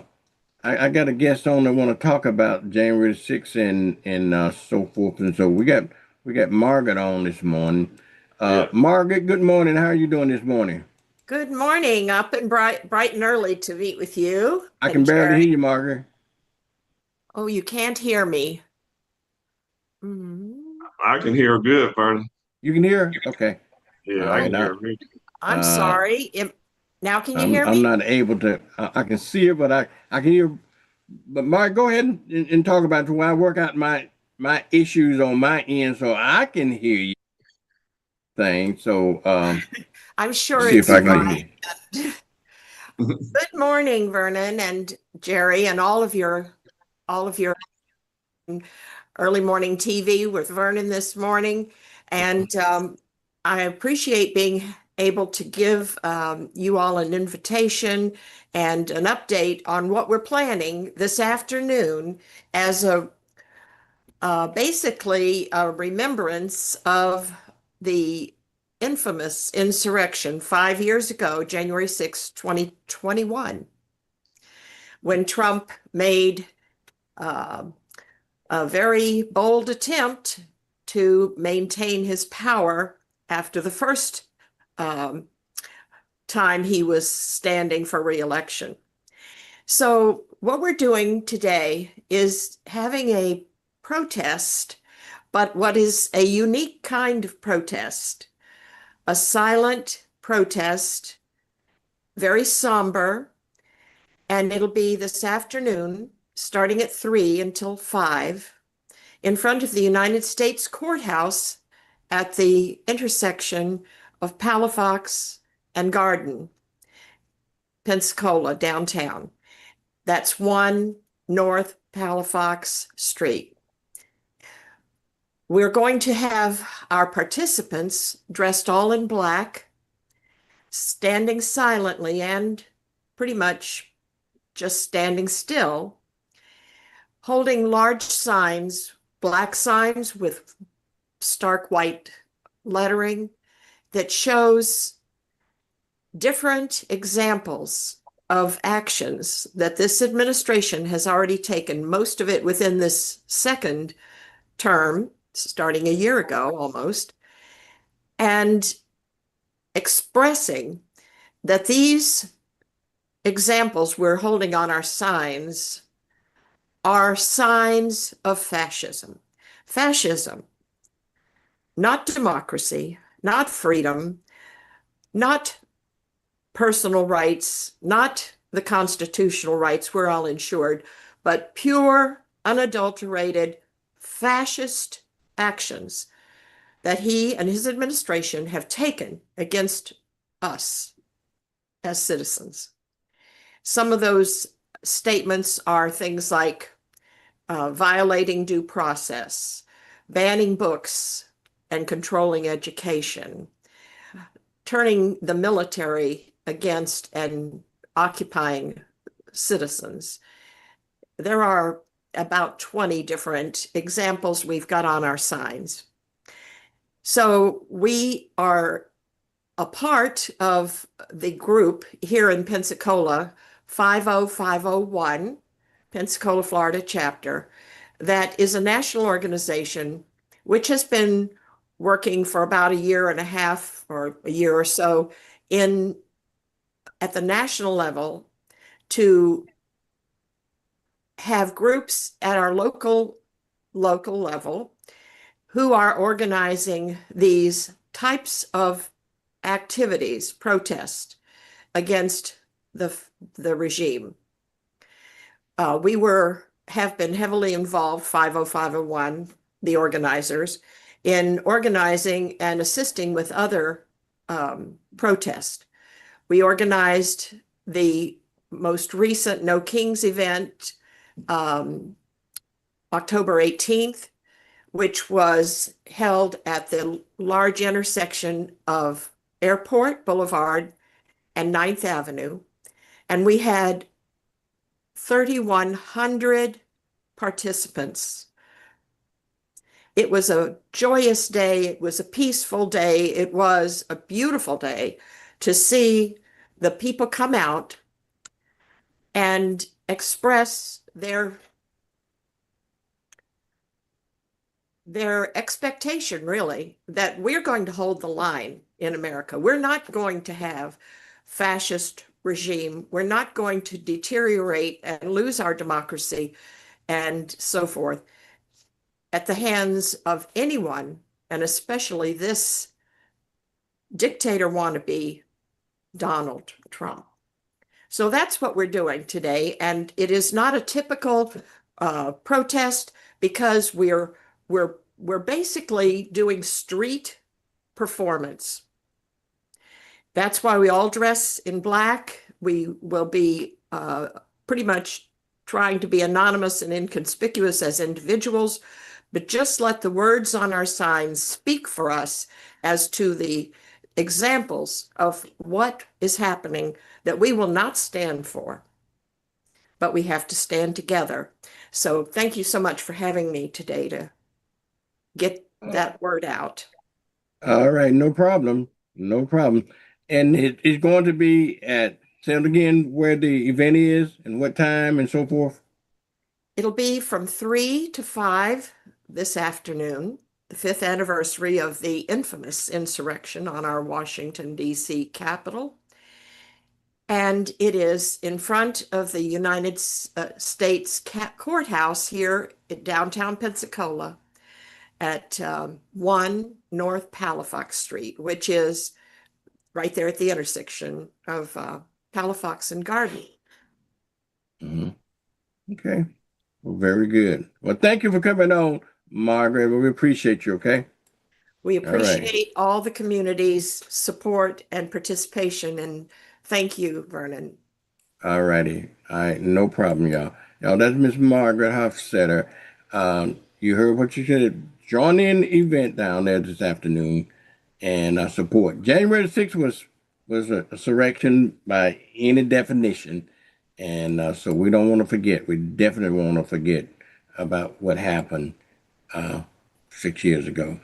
Jerry, your thoughts? Oh yeah, it should be protests every day, about what's going on.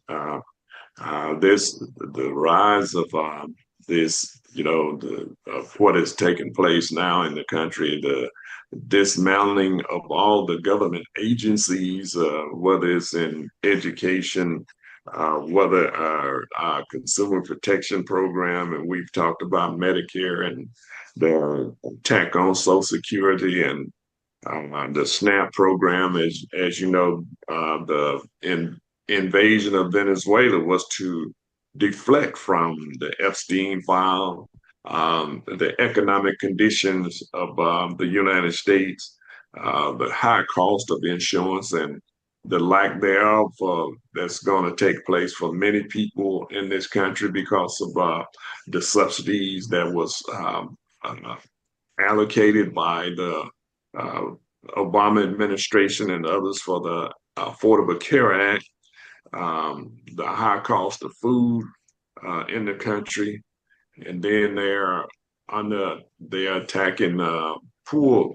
They're blaming the poor for being poor, which is a crime in itself if you have to live under those conditions.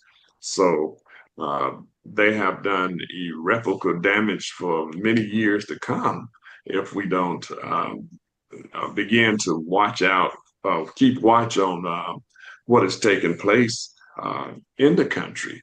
Uh, they are trying, each day they are trying to, uh, you know, destroy the Constitution because Trump said it in his first administration that the Constitution was in his way.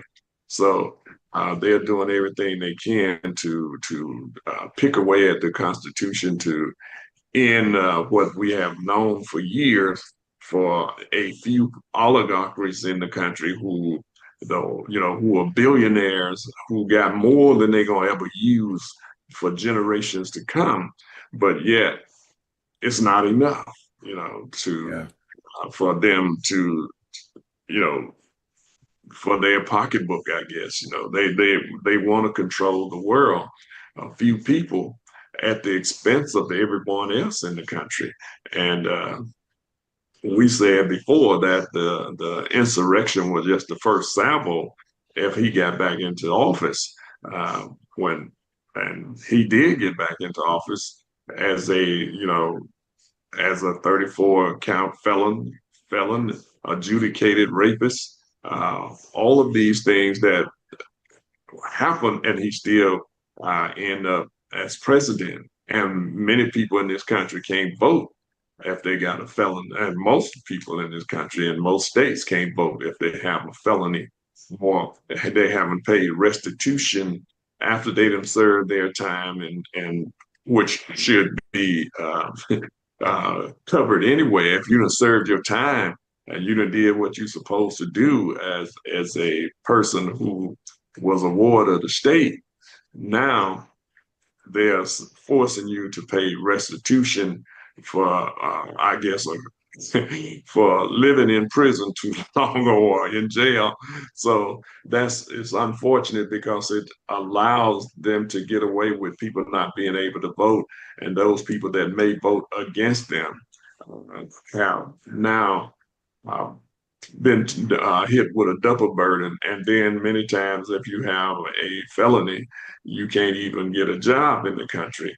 And and if you got bad credit, the propensity for you not getting a new job is also under threat. So it's just a whole host of things that they are deflecting from.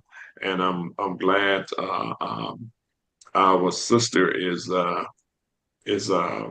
putting on these protests and making sure that these, keep the public informed about what's going on, that democracy is at stake.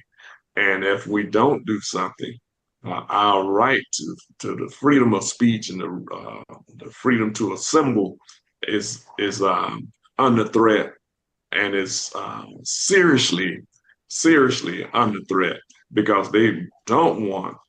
You can see that about what they are doing to Jim Kelly and his wife, as a retired captain in the military who was there for 25 years, who served honorably and was an astronaut. And now they're talking about stripping him of his rank and his pension and all of that, just because he told people under the military code of justice, you don't have to obey no illegal order. Yeah. So now they are talking about stripping him because of that, but it's the law. He used the law, and now but he's saying to them, I'm going to fight you all the way with this. And plus, he's a senator. I mean, if you're very poor in the country and have that kind of force come against you, that kind of power of the White House, the Pentagon, and all that come against you, then you could fold or be left destitute. but he's a senator, and they have financial wherewithal that they can fight back. But it still costs you money, even if you a well-to-do person, making maybe 180, $200,000 a year. That can be depleted over a period of time if you got to continue to fight against, it's you against the United States. Yeah. It's not you against the state, it's you against the United States, the government. And that's a lot of power to come after people with. But when you're bold enough to fight, you're going to win. He's going to win because it's the law, Right. So, and judges, there are judges now who are beginning to realize, oh, we've been we've been had, we've been duped too, as Malcolm X said, we've been bamboozled. Bamboozled. Yeah. So yeah. So I'm glad Margaret is continuing to make this happen. I know I saw you one day on 9th Avenue. I was coming from down the Move for Change. I saw y'all over on 9th Avenue. And that keeps in the mind of people what's taking place in the country. And there are people who understand, but most of the time people go about their business, don't even think about that, it's a possibility that I could lose everything. When you're under dictatorship, that means they can come take your house, whatever you have, they can come and take that. And this is what they're showing it on a world scale now, that they can come into your house and take whatever you have when you can go into another country. And it has been done before with Noriega in Panama, but under the pretense of calling people drug dealers, you can you go into a country and people would cheer that on and not realizing the same thing, that the same person that you are calling a dictator over there, this is what they are doing here. That's dictatorial power that should not be taking place. In other words, because under that power, everybody loses. And the thing about it, one writer wrote, I was listening to this morning, say, we invading all these other countries, but the thing about it, when great empires have fallen, they have fallen from within. The Roman Empire, the Ottoman Empire, you name it, it has fallen from within. And that's what the possibility, the Russian Empire failed because they expanded themselves too much, spent too much on military hardware. Our budget for the military is $900 billion. And we are not even at war, but we are steady spending that kind of money on the military when we ought to be spending some of that money to make sure people have good health insurance, better education, better schools in this country. And I'm not saying we shouldn't have a strong military. We should. We should be able to defend ourselves against any foe that come after us. But by the same token, we ought to be able to have a healthy people in the country, because if we don't do that, an unhealthy nation is a weak nation. Uneducated nation is a weak nation. So our country has been strong because we had pretty decent health care in the last few years, but more than that, we had a pretty decent education program that we have had over the years. So I hope that that many people begin to see that we need to participate in these protests as much as possible if you have the opportunity, and to do it, with the highest dignity and respect for the good of everybody in the country. Yeah, Gary, I always say that we have to fight back in some shape, form, or fashion, and that's why I think I have a little issue with the Democratic Party. That I know they're fighting back, but maybe not as aggressively like I like it. But I know there are probably good reasons to do what they're doing. But at the same time, we got to do something and got to keep going. And such as the movement that Margaret is doing, I think that's a very noble cause. And I think those things are, it's just like throwing sand in the ocean, but at least that one grain of sand is in there, and it continue. But if you don't do anything at all, you know my floor mat analogy, don't you? You know, lay down like a floor mat, people rub your feet on you, they gonna assume you're a floor mat if you don't say anything. So you gotta do something, gotta fight back. Well, you know, the House and the Senate has, I would say, Congress overall have neutered itself, especially the Republican Party and many Democrats. So you got to, I don't care, you know, whatever your strategy is, you still have to motivate the people to show that you are participating in the fight. You know, you got to show that you are worth voting for. You're worth supporting. Yeah. You know, and that means that you got to be out there fighting for the cause of the people. Let me ask you this, Jerry. You think, I don't know. I guess it's easy to do Monday morning quarterbacking, but I kind of listened to Chuck Schumer's response to it, and he just yeah. I don't see any. Akeem Jeffrey hadn't said anything. Maybe I missed it or something, but I don't get. Maybe it's something greater. If I'm missing something, is it? Maybe it's the old guard Democrat. Am I missing something? No, you're not missing anything because if you are, we all are.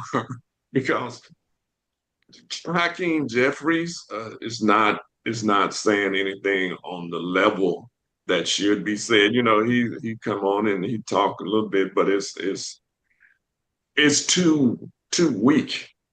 Chuck Schumer is just totally weak, and you know, in his response to in the absence of power in the Democrat Party.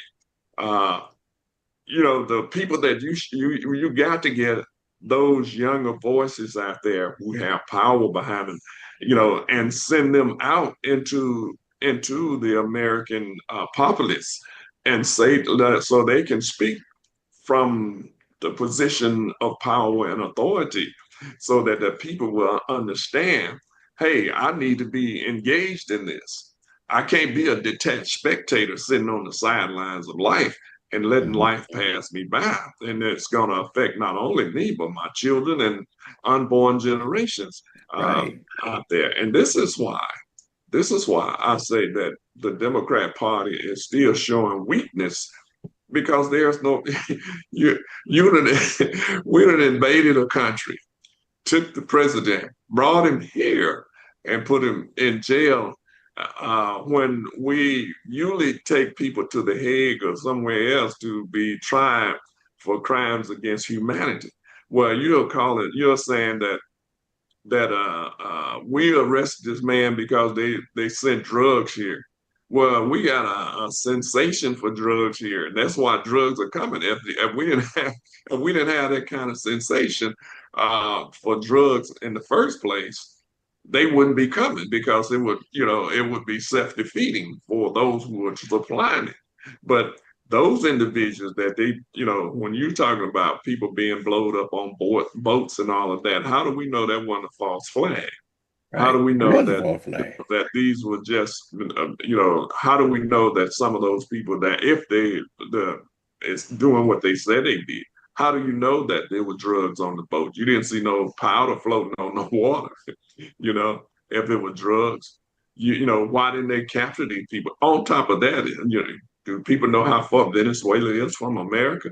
On a speedboat, you you would have to go through almost 20 countries to get to America on a speedboat. All of that's just, gas left.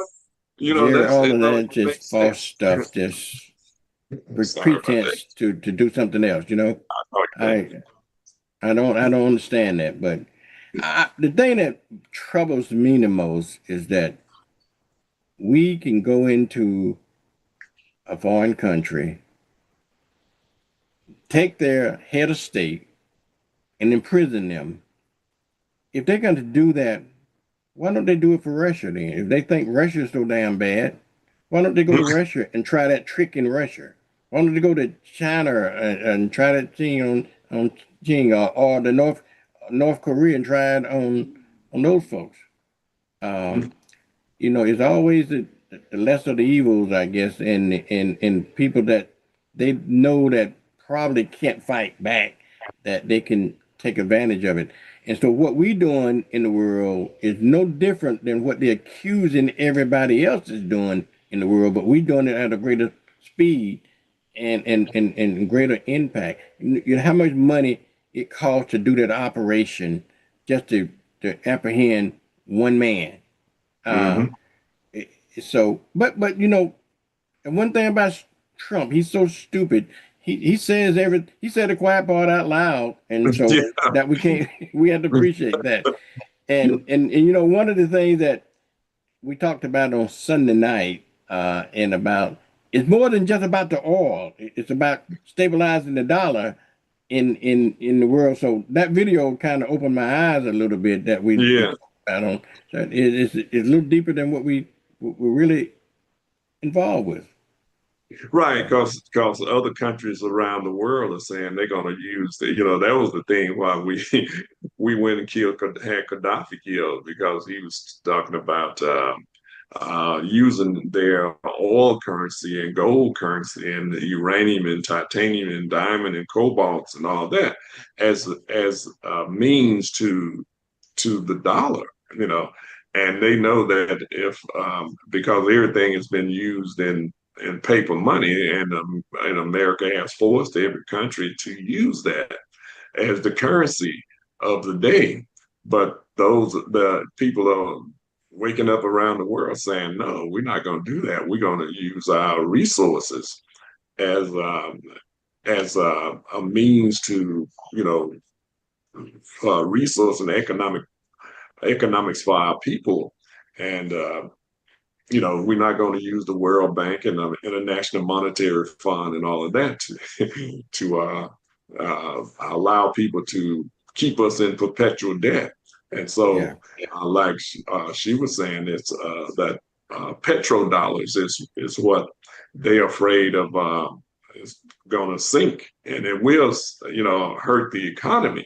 But if we use we force these oligarchies to pay their fair share of taxes, we can buy whatever we want from around the world. you know, you know, we got people in the Congos who are dying every day digging up these the stuff for our computers and TVs and all of that. And then we had the mitigating gall to cut off the U.S. aid, where those individuals who was supplying our needs for our cell phones and all that, now we are starving them to death. We didn't. Some 600,000 people have died as a result of not getting medicines, not getting food, and they're still dying of malnutrition, cholera, and all of that because we cut that off, and that all because of some little mediocre guy like Stephen Miller, that's sitting behind with that hatred that he has for people, not caring about whether people live or die. Now in America, we're cutting off the insurance for millions of people, and this is why they are in Venezuela deflecting, so people don't remember, you know, what is taking place. That, well, Jerry, as we said earlier, and we're running out of time here, but I often think about Malcolm X, and I think about the minister of Farrakhan, how they predict these things and the things that I think they said right, and people just kind of ignore them. But kind of leaving here with the thought from Malcolm X when he says that, you know, the chicken is going to come home to roost. And when it does, we're gonna see the difference here. I want to thank Margaret for coming on this morning, and Jerry, I want to thank you again. You on every Tuesday and every Thursday to help co-host this show, and we appreciate that. Do y'all, either one of y'all, got any last thoughts? Just that I hope that Margaret, I can make it down there today. I know I got a full schedule. I'll check, but hopefully I can make it this afternoon down there with y'all today. Margaret, you got any last thoughts? Thank you, Vernon and Jerry. I think the overpowering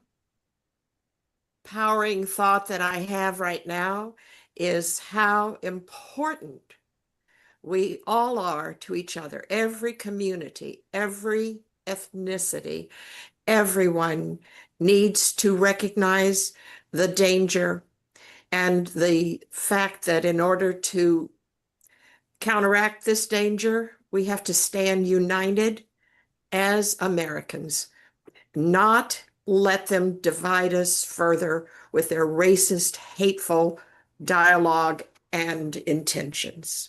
So please, let's work together and keep our country strong, safe, and free, and get rid of any dictators or wannabe dictators soon. Yeah. Well, okay. Well, thank you. Thank you both for coming on, y'all. My time is up, but I'll be back tomorrow morning, y'all, for Morning with Vernon from 6:30 to 9 a.m. Y'all spread the word. Tell the folks that want to get it on television, on your phone. Just do, all the thing you got to type in is rdo.to/WBQP.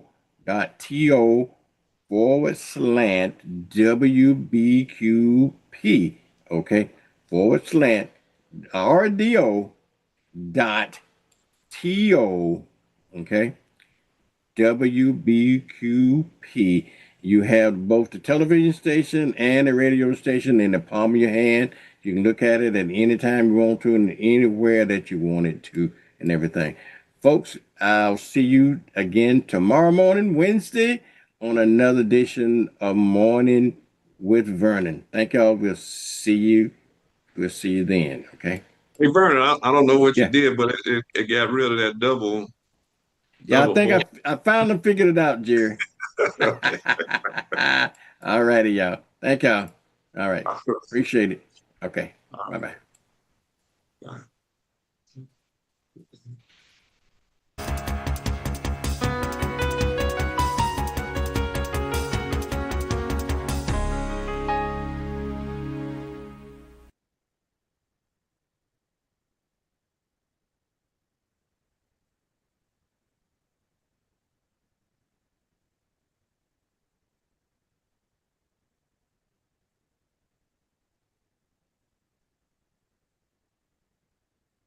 It's time for Mornings with Vernon. Yeah. Yeah. Get up now. Come on now. Get up. It's time for Mornings with Vernon. Yeah. Yeah. Get up now. Come on now. Get up. Mornings with Vernon. Get up now. Let's go.